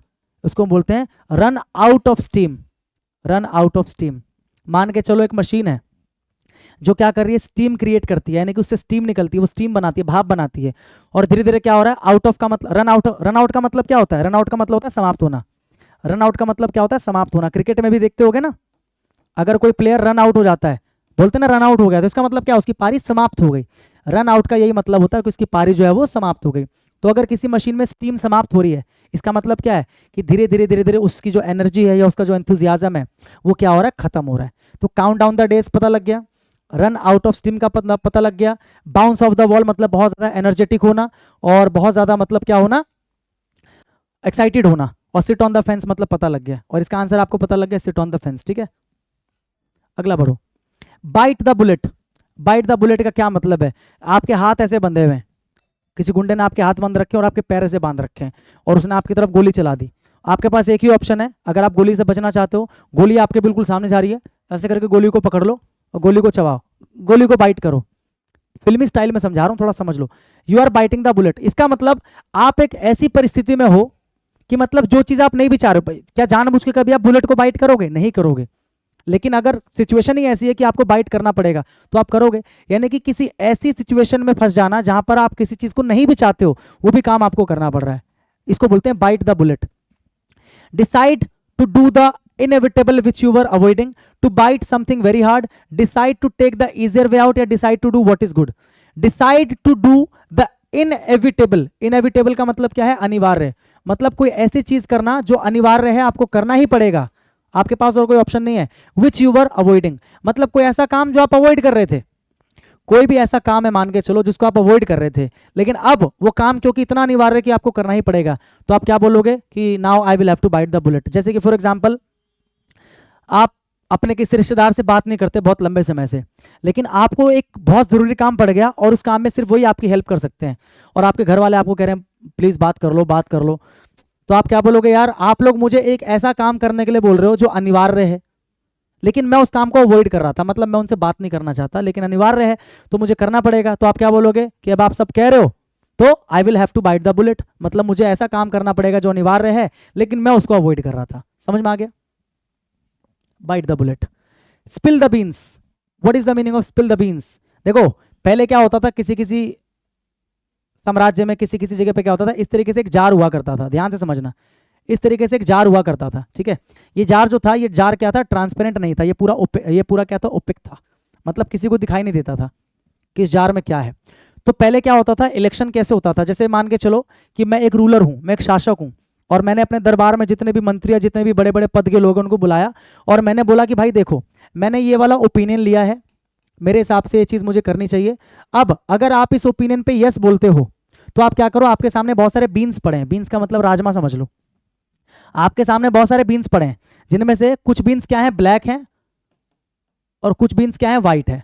अगर आप मेरी बात से सहमत हो, अगर आप बोलते हो यस, अगर आप इस ओपिनियन के लिए यस बोलते हो, तो आप क्या करो, चुपचाप बिना किसी को दिखाए हाथ में चुपचाप जाओ और एक बीन ऐसे छुप के उठाओ, व्हाइट बीन। अगर आप यस बोलते हो तो व्हाइट बीन उठाओ, अगर आप नो बोलते हो तो ब्लैक वाला बीन उठाओ और चुपचाप इसमें डाल दो। अब क्या हुआ, टोटल 100 लोग थे वोट करने वाले, ठीक है, 99 लोगों ने चुपचाप क्या किया, अपना अपना बीन उठाकर इस जार में डाल दिया। मतलब किसी को अभी तक पता नहीं कि जार में कितने काले बीन से कितने व्हाइट बीन से, किसी को पता नहीं है। 100वां व्यक्ति जब जा रहा था बीन्स डालने के लिए, तो बीन डालते समय क्या हुआ, वो जो है ना, जिस बर्तन में बीन्स रखे हुए हैं उसने क्या किया, वो बर्तन गिरा दिया गलती से, और जितने भी बीन्स थे वो सारे क्या हो गए, स्पिल हो गए। स्पिल का मतलब बिखर गए, स्पिल का मतलब बिखर गए। अब एक बात बताओ, जब वो बीन्स बिखर गए तो जितने भी लोग बैठे थे सबको दिख गया, अरे यार इसमें काले बीन्स ज्यादा हैं, मतलब सब नो बोल रहे हैं, या फिर अगर मान लो यार इसमें जो सफेद बीन्स है वो ज्यादा है, यानी कि सब लोग हाँ बोल रहे हैं। यानी कि आप नहीं चाहते थे लेकिन फिर भी क्या किया, कोई जो सीक्रेट चीज थी वो आपसे क्या हो गई, खुल गई, ना चाहते हुए भी आपने उस सीक्रेट को खोल दिया। जैसे अभी आया था ना, to let the cat out of the bag, बिल्कुल सेम है। स्पिल द बीन्स का मतलब क्या, आपने बीन्स बिखेर दिए, मतलब ना चाहते हुए भी आपने क्या कर दिया, किसी रहस्य को उजागर कर दिया, आपने किसी सीक्रेट को रिवील कर दिया। ऑरिजिन है ये, याद हो जाएगा, अब तो नहीं भूलोगे कभी, ठीक है।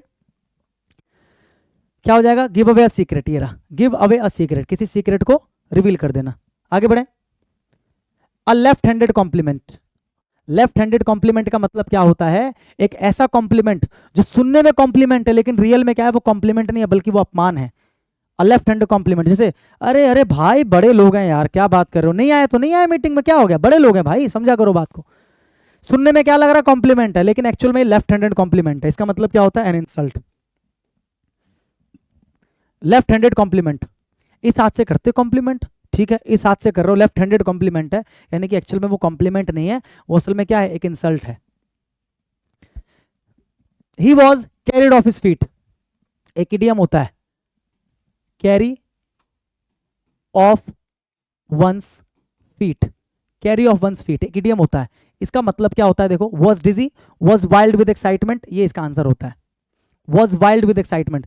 जब आपके अंदर इतनी एक्साइटमेंट आ जाए कि आप बिल्कुल वाइल्ड हो जाओ, आप मतलब बिल्कुल उछल कूद करने लग जाओ, जंगली बन जाओ बिल्कुल, उसको बोलते हैं कि भैया he carried off his feet, he carried off his feet, इसका मतलब he became wild with excitement, ठीक है।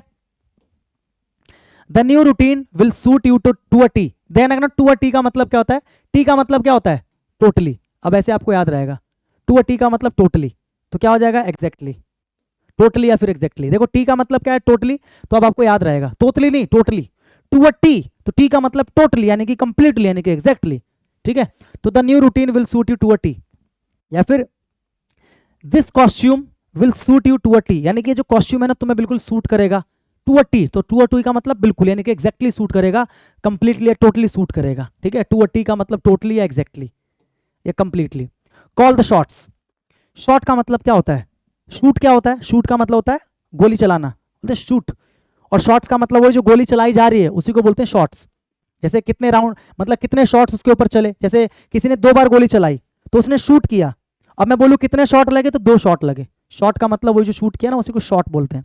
अब मैं मान लो ऐसे ऐसे बैठा हूं, यहाँ पर मेरे 4 बंदे हैं जो बंदूक लेके खड़े हैं और मैं उनको आदेश दे रहा हूँ शूट, यानी कि I am calling the shots, मतलब मैं उनको शूट करने के लिए आदेश दे रहा हूं। मैं क्या बोल रहा हूं, I am calling the shots, यानी कि मैं जितने भी शॉट्स फायर किए गए हैं उनको मैंने बोला करने के लिए, I am calling the shots, यानी कि डिसीजन लेने वाला कौन हूं, मैं हूं। अगर आप किसी के लिए यूज करते हो, अपने लिए यूज करते हो कि I am here to call the shots, I am here to call the shots, यानी कि महत्वपूर्ण फैसले लेना, महत्वपूर्ण फैसले लेना, याद रखोगे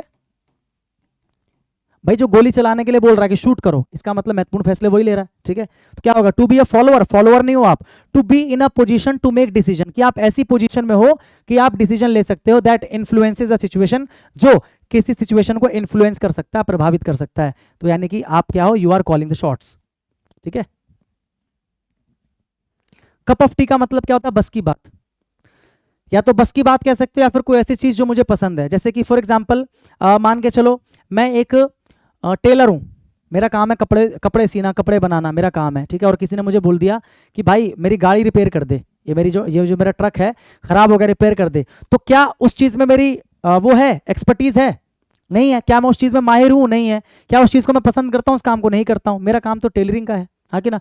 तो मैं क्या बोलूंगा, this is not my cup of T, यानी कि मैं इस काम को नहीं जानता, इस काम की मुझे नॉलेज नहीं है, या मैं इस काम में इंटरेस्टेड नहीं हूँ। समझ में आ रहा है कि नहीं आ रहा है। तो कप ऑफ टी का मतलब क्या होता है, समथिंग वन लाइक्स, कोई ऐसी चीज जो आप पसंद करते हो या आप उसमें क्या हो, एक्सेल हो। एक्सेल का मतलब क्या हो, आप उसमें कामयाब हो, या माहिर कह सकते हो, कामयाब है माहिर, आप उस काम में माहिर हो, उसको बोलते हैं कप ऑफ टी। जैसे आप मुझे बोलो ना कि कोट पैंट सीना है, तो this is my cup of T, ये मेरी कप ऑफ टी है, यानी कि ये वो काम है जो मैं पसंद करता हूँ, या ये वो काम है जिसमें मैं माहिर हूँ। ट्रक रिपेयर करने के लिए बोल रहे हो यार, है, this is not my cup of T, ये मेरे बस की बात नहीं है। कह सकते हो बस की बात, क्या बोल सकते हो, बस की बात। The council president is known to play devil's advocate, to play devil's advocate का क्या मतलब है, देखो मेरी बात को ध्यान से समझना। एडवोकेट कौन होता है, जो आपकी साइड लेकर क्या करता है, बहस करता है अदालत में या फिर कहीं पर भी, जो आपकी साइड लेकर आपके मत के अनुसार क्या करता है, बहस करता है, उसको बोलते हैं उसको क्या बोलते हैं, एडवोकेट। अगर मैं बोलूं कि कोई व्यक्ति डेविल का एडवोकेट है, डेविल का मतलब क्या होता है, शैतान, कोई व्यक्ति शैतान का एडवोकेट है, देखो इसका रियल मीनिंग क्या होता है। 2 लोग मान के चलो बहस कर रहे हैं, है ना, किसी चीज को लेकर डिस्कस कर रहे हैं, और मैं कहीं से आया और मैंने देखा कि यार इनकी बहस में मजा नहीं आ रहा, तो मैं जबरदस्ती का क्या बोलने लग जाऊंगा। जैसे मान लो इस व्यक्ति ने इसको बोला, ए ने बी को बोला कि तेरा तो काम ही यही है, तू तो यही करता रहता है, और मैं अचानक आया, मैंने बोला हाँ भाई तुम सही कह रहे हो यार, इसका काम ही यही है, दिन भर यही करता रहता है, और भी लोग इसके बारे में यही कहते हैं। अब होगा क्या, इससे ना जो डिस्कशन है वो थोड़ा सा और भड़क जाएगा, जो बी है वो मुझ पर बोलेगा, भाई तू कैसे बीच में बोल रहा है, तू मेरे बारे में जानता है क्या, तू इसको नहीं जानता कितना घटिया इंसान है, ए को नहीं जानता तू। अब मैंने क्या बोला, हाँ यार बात तो तेरी भी सही है, थोड़ा सा तो घटिया है, यानी कि मैं क्या कर रहा हूं, मैं जानबूझ के क्या कर रहा हूं, अपने आर्ग्यूमेंट्स को ऐड कर रहा हूं ताकि वो आर्ग्यूमेंट क्या बने, इंटरेस्टिंग बने, लोग लड़े झगड़े मजा आए, शैतानी काम कर रहा हूं ना मैं, यानी कि एक तरीके से मैं शैतानी काम कर रहा हूं, मतलब मैं शैतान का एडवोकेट हूं यहाँ पर, मैं शैतान की तरफ से बहस कर रहा हूं ताकि वो बहस और बड़े मजा आवे। समझ में आया कि नहीं आया। To play devil's advocate, to allow others to rise नहीं, टू प्ले रिस्की गेम्स नहीं, टू आर्ग्यू बहस करना just for the sake of it, मतलब आर्ग्यू करना इसलिए नहीं क्योंकि आपको सही या गलत साबित करना चाहते हो, क्योंकि आप चाहते हो बस, just for the sake of it, मतलब किसी बात, देखो ऐसे समझो, किसी चीज पर बहस करना ताकि वो बहस और बढ़ जाए और आपको मजा है, और आपको मजा है, ठीक है। मतलब आपके पास ना कोई पॉइंट ऑफ व्यू नहीं है, आप किसी को सही या गलत साबित नहीं कर रहे, आप बस बिना मतलब की बहस करो ताकि वो बहस और बढ़े और आपको मजा आए, ठीक है। The company was on thin ice. On thin ice का क्या मतलब है? मान लो बर्फ की पतली परत है और आप इसके ऊपर स्केट कर रहे हो। अगर मैं आपको बोलूं don't skate on the thin ice, यानी कि जो पतली सी आइस है ना, ये इसके ऊपर स्केट मत करो। स्केट पता ना, पहिए वाले जूते जो होते हैं उसको पहन के जब चलते उसको बोलते हैं स्केट करना। ये पतली जो बर्फ है ऑन थिन आइस, इसके ऊपर स्केट मत करो। क्यों? क्योंकि रिस्की है, खतरनाक है। तो ऑन थिन आइस का क्या मतलब होता है? खतरनाक है, रिस्की। समझ गए? In a situation of comfort, comfort की सिचुएशन में होना नहीं। फोर्सिंग इटसेल्फ टू कोलैबोरेट करना नहीं। डिपेंडिंग ऑन बिजनेस कॉम्पिटिटर्स नहीं। इन अ प्रिकेरियस यानी कि घातक, खतरनाक और रिस्की सिचुएशन, बिल्कुल सही है। किसी खतरनाक या रिस्की सिचुएशन में जब आप होते हो तो आप क्या बोलते हो? Right now I am on a thin ice, I am on a thin ice, या I am on thin ice, ठीक है। Run around the circle, run around the circle का मतलब क्या है? कि एक सर्कल है, ठीक है, आपको जाना यहाँ पर है, ये आपका टारगेट है, ये आपका एम है, ठीक है, लेकिन आप क्या कर रहे हो? You are running around the circle, आप यहाँ घूमे जा रहे हो, आप सर्कल के अराउंड जो है घूमे जा रहे हो। अरे भाई, अगर आप यहाँ से शुरू करते हुए आपने स्टार्ट किया, ठीक है, तो यहाँ जाने की बजाय अगर यहाँ चले जाते तो आपका काम हो जाता, नहीं हो जाता? लेकिन आप यहाँ नहीं गए, आप क्या कर रहे हो? यहाँ घूमे जा रहे हो। रनिंग अराउंड द सर्कल, जाना यहाँ है लेकिन you are running around the circle. क्या मतलब हुआ इसका? अचीविंग मैक्सिमम माइलेज नहीं, suffering huge profits and losses नहीं, successfully accomplish the target, target को अकॉम्प्लिश कर लेना, प्राप्त कर लेना नहीं, पुटिंग एफर्ट्स इनटू समथिंग, किसी ऐसी चीज में अपना एफर्ट आप डाल रहे हो that does not give a worth while result, यानी कि किसी ऐसी चीज में आप अपना एफर्ट डाल रहे हो जो आपको रिजल्ट देगा ही नहीं। भाई आप अपना जो एफर्ट डाल रहे हो गोल गोल घूमने में डाल रहे हो, ऐसे जाओ ना, रिजल्ट मिलेगा। यानी कि सीजल निकालना है आपको, मैंने आपको बोला कि रीजनिंग, मैथ्स, जीएस और इंग्लिश पढ़ लो, लेकिन आप लेके बैठ गए कंप्यूटर साइंस कि मैं तो केवल कंप्यूटर साइंस पढ़ूंगा भैया, केवल कंप्यूटर साइंस। यानी कि आप क्या कर रहे हो? You are running around the circle, मतलब आप अपना एफर्ट जो है एक ऐसी चीज में वेस्ट कर रहे हो जो आपको उचित रिजल्ट नहीं देगा, यानी कि you are running around the circles, ठीक है। All clear? To call it a day, यानी कि काम को रोक देना, या फिर कह सकते हो समाप्त कर देना, समाप्त कर देना।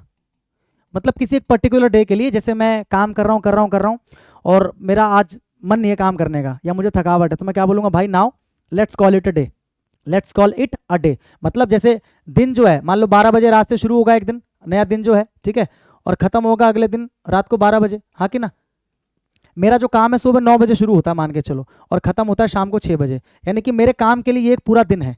लेकिन 12 बजे क्या किया मैंने बोला यार let's call it a day, यानी कि यहां से लेकर यहां तक मैंने काम किया, तो ऐसे तो वो हाफ डे है, लेकिन मैं क्या बोल रहा हूँ? लेट्स कॉल इट, मतलब हम सब इसको बोलते हैं क्या? A day. चलो आज के लिए हम इसी को दिन बोल देते हैं, इसका मतलब आज के लिए हम इतना ही काम करते हैं। आज का जो हमारा 9 से 6 का दिन होता है ना नॉर्मली, आज हम इतना ही दिन मान लेते हैं, यानी कि आज के लिए हम इस काम को क्या करते हैं? पोस्टपोन कर देते हैं या रोक देते हैं। To have the greatest day ever, to stop working, yes to stop working, यानी कि काम करना रोक देना, समाप्त कर देना।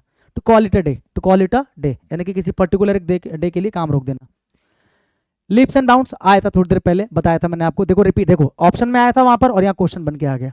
यही चीज मैं आपको बताता हूँ कि किसी क्वेश्चन का ऑप्शन आप किसी दूसरे एग्जाम में देखोगे क्वेश्चन बन के आ जाएगा, ठीक है। तो बताया था रैपिडली, यानी कि तेजी से, लीप्स एंड बाउंड्स फिल करना है यहाँ पर आपको।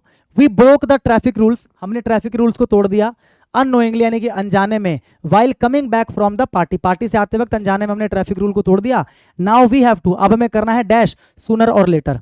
क्या करना है? हमें फेस द म्यूजिक करना है, हमें लुक शार्प करना है, हमें क्राई फॉर द मून करना है, या हमें बिट डिफाइंस करना है। तो बिट डिफाइंस तो पहले आ चुका है, पहला ही क्वेश्चन था शायद ये। बिट डिफाइंस का मतलब अवज्ञा करनी है, आज्ञा का पालन नहीं करना है, तो ऐसी तो कुछ बात नहीं हो रही है। फेस द म्यूजिक का मतलब होता है कन्फ्रंट अनप्लेजेंटनेस, कन्फ्रंट का मतलब होता है सामना करना, कन्फ्रंट का मतलब क्या होता है? सामना करना, सामना करना। अनप्लेजेंटनेस यानी कि कोई ऐसी चीज जो प्लेजेंट नहीं है, मतलब किसी बेकार चीज का सामना करना। स्पेशली द कॉन्सिक्वेंसेज, यानी कि जो परिणाम होते हैं। किसके परिणाम?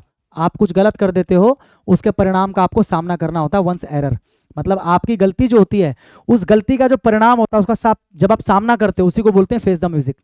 यानी कि मैंने कोई गलती की और मुझे पता है कि मुझे उस गलती का सामना करना पड़ेगा, तो मैं क्या बोलूंगा, I will have to face the music. तो यहाँ भी तो वही बात हो रही है कि हमने ट्रैफिक के जो कानून है उसको तोड़ दिया, अब हमें क्या करना पड़ेगा, we will have to face the music.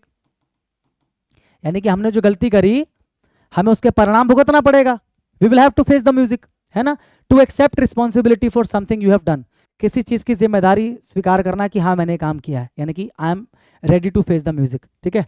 या फिर टू फेस क्रिटिसिज्म, क्रिटिसिज्म या पनिशमेंट का सामना करना, वही बात वहां पर हो रही है कि अब हमें क्रिटिसिज्म का सामना करना पड़ेगा या पनिशमेंट का सामना करना पड़ेगा। लुक शार्प, लुक शार्प का मतलब क्या होता है, टू एक्ट क्विकली या टू हरी या टू बी अलर्ट। सिंपल है, याद रखोगे लुक शार्प का मतलब क्या होता है, टू बी अलर्ट या टू डू समथिंग क्विकली, जल्दी जल्दी करना। क्राई फॉर द मून, बच्चा रो रहा है कि मम्मी मम्मी मुझे चांद चाहिए, मम्मी मम्मी मुझे चांद चाहिए। Cry for the moon, moon के लिए रो रहा है, यानी कि किसी ऐसी चीज की डिमांड कर रहा है, किसी ऐसी चीज को आस्क कर रहा है, मतलब मांग रहा है, दैट इज वेरी डिफिकल्ट, जो बहुत मुश्किल है, और इम्पॉसिबल टू गेट, जिसको पाना बहुत ही मुश्किल है। जैसे आपका दोस्त जिद पकड़ के बैठ जाए, भाई मुझे अंबानी के घर में एक रात बितानी है, भाई मुझे अंबानी के घर में एक रात बितानी है, तो वो क्या कर रहा है, he is crying for the moon, वो ऐसी चीज की डिमांड कर रहा है, ऐसी चीज के लिए, ऐसी चीज पाने की कोशिश कर रहा है जो कि क्या इम्पॉसिबल है लेना, जो कि क्या बहुत डिफिकल्ट है लेना, और डिफिकल्ट क्या, ये तो इम्पॉसिबल ही है। खैर, barking up the wrong tree, barking up the wrong tree का क्या मतलब है, मान के चलो भैया दो पेड़ हैं आपके सामने, ठीक है, इस तरीके से दो पेड़ है, एक पेड़ यहां पर है और एक पेड़ यहां पर है।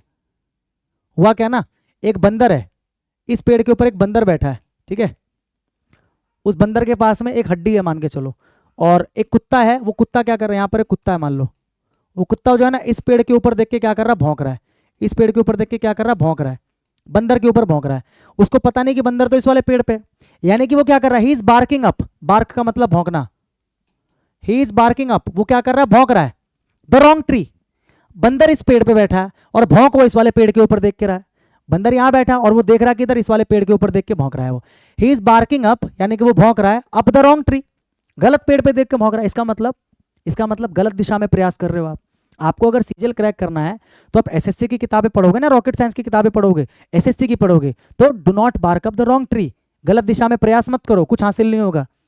तो प्रोवोक ट्रबल मतलब किसी परेशानी को प्रोवोक करना, भड़काना, या to make a bad situation worse, किसी बुरी सिचुएशन को और बुरा बना देना, या getting a good start is important, या टू बी मिस्टेकन मतलब गलती करना, मिस्टेकन होना यानी कि मिसलीड हो जाना, मिस्टेकन हो जाना, to be looking for solution in the wrong place मतलब गलत जगह पे सोल्यूशन ढूंढने की कोशिश करना, तो यही तो है, एक कुत्ता गलत जगह पे बंदर को ढूंढ रहा है ना, parking of the wrong tree, यानी कि गलत जगह पे सोल्यूशन ढूंढ रहे हो।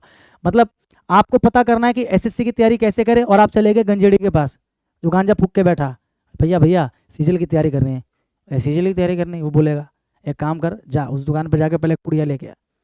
तो आप क्या कर रहे हो, you are barking up the wrong tree, यानी कि you are looking for a solution in the wrong place, गलत जगह पे सोल्यूशन ढूंढने की कोशिश कर रहे हो, barking up the wrong tree. Select the most appropriate idiom for the following sentence, sentence है Shweta organises the sale of handmade pottery, यानी कि हाथ से बने हुए जो बर्तन है उसको वो बेचती है at a cheap rate, at a cheap rate, इसकी जगह पर आपको बताना क्या आएगा, बहुत ही सस्ते दामों में। हर्षमनी go for a song, having one's cake and eating it too, या make a fuss about something. Hush money का मतलब क्या होता है, जैसे आपने किसी को ऐसे किया, हश, ये ले 500 का नोट पकड़ और हश, हश का मतलब चुप रहो, पैसा लो और चुप रहो। हश मनी का मतलब क्या है कि आपने किसी को यानी कि चुप रहने के लिए पैसा दिया, यानी कि money paid so that someone will keep information secret, आपने किसी को पैसा दिया ताकि वो आपका जो इंफॉर्मेशन है वो क्या रखे, सीक्रेट रखे, यानी कि हश, बोलते ना हश, मनी का मतलब ये करने के लिए पैसा दिया मैंने आपको। गो for a song, go for a song का मतलब क्या है, फॉर एग्जाम्पल मैं एक दुकानदार हूं, ठीक है, मेरे पास कोई ग्राहक आया, उसने बोला भैया भैया ये जो आपके पास सामान है ये कितने का है, मैंने बोला कितने का है, काम कर तू एक गाना सुना दे, एक गाना सुना दे, कोई भी राहत फतेह अली खान का तेरे को मैं दे दूंगा, चल राहत फतेह अली खान तो बहुत आगे के सिंगर हो गया, बादशाह का गाना सुना दे। बच्चा बोलेगा भैया क्यों मजाक कर रहे हो, बादशाह कब से गाने लगा, मैंने कहा तो वही तो तेरा कंडीशन है, सुना दे और ले जा। तो बच्चे ने गाना गा दिया, मैंने उसको सामान दे दिया, यानी कि वो जो चीज है वो इतनी सस्ती है कि कोई भी गा देगा और मैं उसको दे दूंगा। अगर आप किसी चीज के लिए यूज करते हो गो फॉर अ सॉन्ग, इसका मतलब बहुत सस्ता होना, मतलब ये सामान इतना सस्ता था कि किसी ने गा दिया और मैंने उसको दे दिया, समझ आ रहा है। तो गो फॉर अ सॉन्ग का मतलब क्या होता है, वेरी चीप, तो वही तो पूछा था, एट अ चीप रेट, यानी कि गो फॉर अ सॉन्ग मतलब एक सॉन्ग के बदले में बेच दिया आपने उसको, यानी कि इतना सस्ता था वो। To be sold for an unexpectedly low price, बहुत कम कीमत पर किसी चीज को बेचा जाना, उसको बोलते हैं go for a song. Have one's cake and eat it too. इसका मतलब क्या होता है, जैसे मान के चलो, समझना ध्यान से, have one's cake and eat it too, मतलब तुम्हारे पास केक भी है और तुम उसको खा भी खुद रहे हो, यानी कि दो डिफरेंट डिफरेंट सिचुएशंस है और तुम्हें दोनों का लाभ मिल रहा है। फॉर एग्जाम्पल, जैसे तुम शहर में रहते हो, तुम शहर में क्या करते हो, रहते हो, सिटी में तुम क्या करते हो, रहते हो, ठीक है, या ऐसे करो, गांव में रहते हो, तुम गांव में रहते हो और तुम्हारी जो जॉब लगी, ठीक है, वो गांव से मात्र 30 किलोमीटर की दूरी पे तुम्हारा शहर पड़ता है, गांव से 30 किलोमीटर की दूरी पे शहर पड़ता है, यहां तुम जॉब करते हो। यानी कि अगर मैं रहने की बात करूं तो फुल तुम गांव के मजे ले रहे हो, हाँ कि ना, गांव का वातावरण, गांव का माहौल जी रहे हो, और शहर भी देख ले रहे हो डेली की डेली, शहर वाला जो वातावरण वो भी एंजॉय कर पा रहे हो डेली की डेली, यानी कि तुम्हारे पास तुम्हारा केक भी है, तुम उसको खा भी रहे हो, यानी कि दो अलग अलग सिचुएशन है और तुम दोनों का ही लाभ उठा रहे हो, मस्त, ठीक है। तो क्या है मतलब, टू हैव और enjoy the good parts of something without having और dealing with the bad parts, मतलब किसी चीज का जो गुड पार्ट है उसे एंजॉय करना बिना बैड पार्ट से डील किए, मतलब बैड पार्ट से कोई मतलब नहीं है, केवल उस चीज का जो गुड पार्ट है आप एंजॉय कर रहे हो, बैड पार्ट का सामना आपको नहीं करना पड़ा, ठीक है। या फिर टू डू और हैव, टू डू और हैव टू डिजायर्ड थिंग्स, मतलब आपके पास है या आप करते हो दो ऐसी चीजों को जो डिजायर्ड है, जो आप करना चाहते हो एट द सेम टाइम, एक ही समय में, एक ही समय में दो ऐसी चीजें जो आप करना चाहते हो और आप कर रहे हो, तो हम क्या बोलते हैं, यार तेरा सही है, you have your cake and you are eating it too, है ना। Make a fuss about something का मतलब क्या होता है, टू कंप्लेन और बिकम एंग्री अबाउट समथिंग, किसी चीज की शिकायत करना या किसी चीज के बारे में बवाल खड़ा करना, किसी चीज के बारे में गुस्सा हो जाना, उसको बोलते हैं to make a fuss out of something. Why are you making fuss out of this problem या आउट ऑफ दिस इशू, कि तुम इशू का मुद्दा क्यों बना रहे हो, है ना, क्या बोलते हैं, मुद्दा बनाना, क्या करना, मुद्दा बनाना, ठीक है।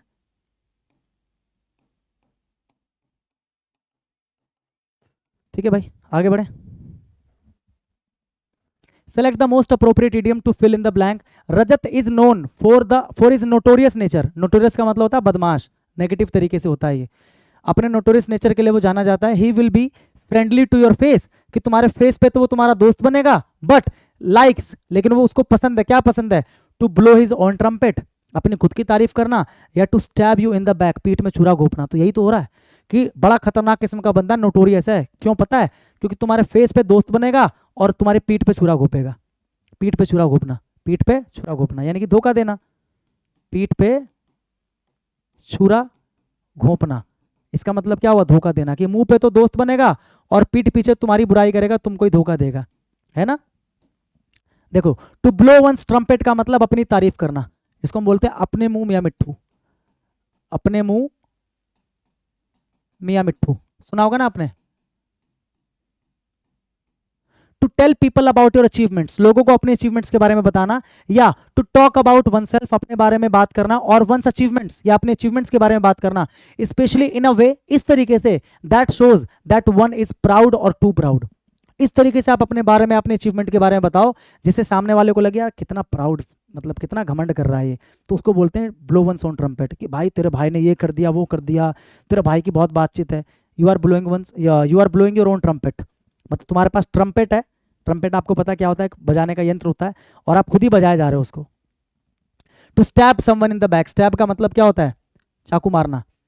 बीट्रे समवन मतलब किसी को धोखा देना, या to do something harmful to someone, किसी के साथ कुछ गलत करना, हार्मफुल करना।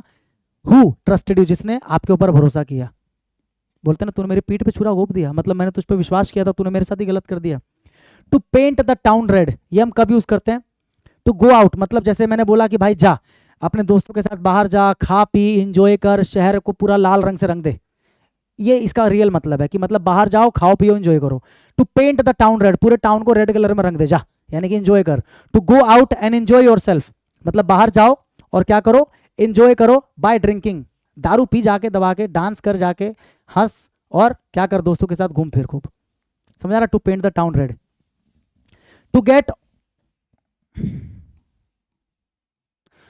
Gate all bent out of the shape, to become very angry और upset, to get all bent out of the shape, simple सा मतलब ध्यान रखना, बहुत ज्यादा जब आप अपसेट या बहुत ज्यादा एंग्री हो जाते हो उसको बोलते हैं gate all bent out of the shape, मतलब इतना ज्यादा बेंट हो जाना कि वो शेप से बाहर चला जाए, यानी कि इतना ज्यादा गुस्से में आ गया कि वो अपने आपा खो दे, ऐसे याद रखो, कोई चीज इतनी ज्यादा बेंट हो जाए, मतलब मुड़ जाए, कि वो आउट ऑफ शेप हो जाए, आउट ऑफ क्या हो जाए, शेप, इसका मतलब बहुत ज्यादा कोई क्या हो जाए, गुस्सा हो जाए, बहुत ज्यादा कोई अपसेट हो जाए, ठीक है। Select the most appropriate idiom to fill in the blank. The play I saw, जो प्ले मैंने देखा लास्ट नाइट, कल रात, वॉज वो क्या था, हिट द रोड था, या हिट द हे था, या स्मैश इट। स्मैश इट का मतलब कोई चीज जो हिट होती है उसको स्मैश इट कहते हैं, या हिट द रूफ। बाकी का मीनिंग देखे क्या है, आ जाओ। हिट द रोड का मतलब है टू लीव अ प्लेस और बिगिन जर्नी, मतलब किसी एक प्लेस को छोड़कर जाना या फिर किसी यात्रा की शुरुआत करने को क्या बोलते हैं, now we will have to hit the road, कि अब हमें इस जगह से जाना होगा या फिर अब हमें यात्रा शुरू करनी पड़ेगी। लेट्स हिट द रोड, क्या मतलब है, हिट द रोड का मतलब ऐसे हिट किया रोड को, इसका मतलब क्या, चलो अब चलते हैं। हिट द रोड मतलब रोड को हिट किया, मतलब चलो चलते हैं, इस जगह से निकलते हैं या फिर यात्रा शुरू करते हैं। या फिर आपसे पूछ ले हिट द हे या hit the sack, hit the hay या हिट द सैक या किक द सैक। हिट की जगह पर आपको किक भी देखने को मिल सकता है। इसका मतलब क्या होता है, to go to bed in order to sleep, यानी कि सोने के लिए बेड पे जाना। अगर आप बोलते हो कि भाई नाउ, या फिर अगर आप किसी को बोलते हो कि I am going to hit the sack या I am going to hit the hay, इसका मतलब I am going to the bed for what, for sleeping, मतलब मैं बेड पे जा रहा हूँ सोने के लिए। तो हिट द हे या हिट द सैक का मतलब क्या होता है, सोने जाना, ठीक है। स्मैश इट का मतलब एन अनयूजुअली सक्सेसफुल हिट, मतलब कोई भी चीज जो सक्सेसफुल हो गई, हिट हो गई, विद वाइड स्प्रेड पॉपुलैरिटी, जिसकी बहुत पॉपुलैरिटी बढ़ गई, एंड ह्यूज सेल्स, और बहुत सेल्स है, खास करके किस फील्ड में, किसी मूवी के या प्ले के फील्ड में यूज किया जाता है, या फिर रिकॉर्डिंग और नोवेल के फॉर्म में। कोई गाना है, कोई नोवेल है, कोई प्ले है, कोई मूवी है जो बहुत सक्सेसफुल हो जाए, बहुत ज्यादा उसकी पॉपुलैरिटी बढ़ जाए, तो उसको हम बोलते हैं स्मैश हिट। क्या बोलते हैं, smash hit. Hit the roof का मतलब क्या है, you become very angry indeed and usually show your anger by shouting at someone. आप इतना गुस्सा हो जाते हो कि आप अपना गुस्सा जो है चिल्ला चिल्ला के लोगों को दिखा रहे हो, तो उसको बोलते हैं हिट द रूफ। क्या बोलते हैं, हिट द रूफ, ठीक है। डोंट हिट द रूफ, जैसे बोलोगे ना डोंट हिट द रूफ, छत पे गए पैर पटक पटक के चल रहे हो गुस्से में, तो क्या बोलेंगे भाई, डोंट हिट द रूफ, गुस्सा मत दिखा। समझ में आ रहा है, यानी कि do not become very angry, मतलब बहुत गुस्सा मत हो, एंड अपना एंगर जो है दूसरों पर चिल्ला के मत दिखाओ, यानी कि do not hit the roof. समझ में आ रहा है, hit the roof. To cut someone some slack, to cut someone some slack का क्या मतलब है, इसका मतलब होता है to not manage someone, to not manage someone very strictly और क्रिटिकली। जैसे फॉर एग्जांपल एक बच्चा है जो पिछले एक हफ्ते से स्कूल नहीं आया, और टीचर उसको डांट डांट के बोल रहे हैं तू क्यों नहीं आया स्कूल, तुम्हारे जैसे बच्चे होते हैं, ये होते हैं वो होते हैं। तो एक दूसरा लड़का आया, उसने बोला सर एक्चुअली क्या हुआ ना, इसके मतलब पिताजी के साथ कुछ प्रॉब्लम था और भगवान ना करे देहांत हो गया इसके पिताजी का, जिसकी वजह से एक हफ्ता स्कूल नहीं आ पाया। तो सर इससे थोड़ा सा स्ट्रिक्टली बिहेव मत करो, थोड़ा सा इससे नॉर्मल बिहेव करो, क्योंकि अभी प्रेजेंट सिचुएशन इसकी ठीक नहीं है। तो यही होता है इसका मतलब, हम जब किसी के साथ में स्ट्रिक्टली बिहेव नहीं करते या रूडली बिहेव नहीं करते, क्यों, क्योंकि वो प्रेजेंट सिचुएशन में भी उसकी ठीक नहीं है अभी, तो उसी के लिए हम यूज करते हैं टू क्या, to cut someone some slack, यानी कि to not manage someone with strictly, किसी के साथ स्ट्रिक्टली बिहेव ना करना या क्रिटिकली बिहेव ना करना, क्यों, क्योंकि उसकी करंट सिचुएशन ठीक नहीं है, करंट सिचुएशन ठीक नहीं है। समझ में आ रहा है, to cut someone some slack. Slack का मतलब क्या होता है, ढीला। स्लैक का मतलब क्या होता है, ढीला। आप इसको ऐसे भी याद रख सकते हो, जैसे मान लो आप एक कुएं में गिर गए हो और आपका दोस्त जो है ना आपको रस्सी पकड़ा रहा है, ठीक है, और रस्सी को उसने बहुत टाइट पकड़ रखा है, तो आप क्या बोलोगे, भाई रस्सी को थोड़ा ढीला कर तभी तो मैं ऊपर आ पाऊंगा, यानी कि मेरे साथ में अभी ऐसे बिहेव मत कर, रस्सी को टाइट करके यार तू खड़ा है, थोड़ा रस्सी को ढील तो दे तभी तो मैं ऊपर आ पाऊंगा।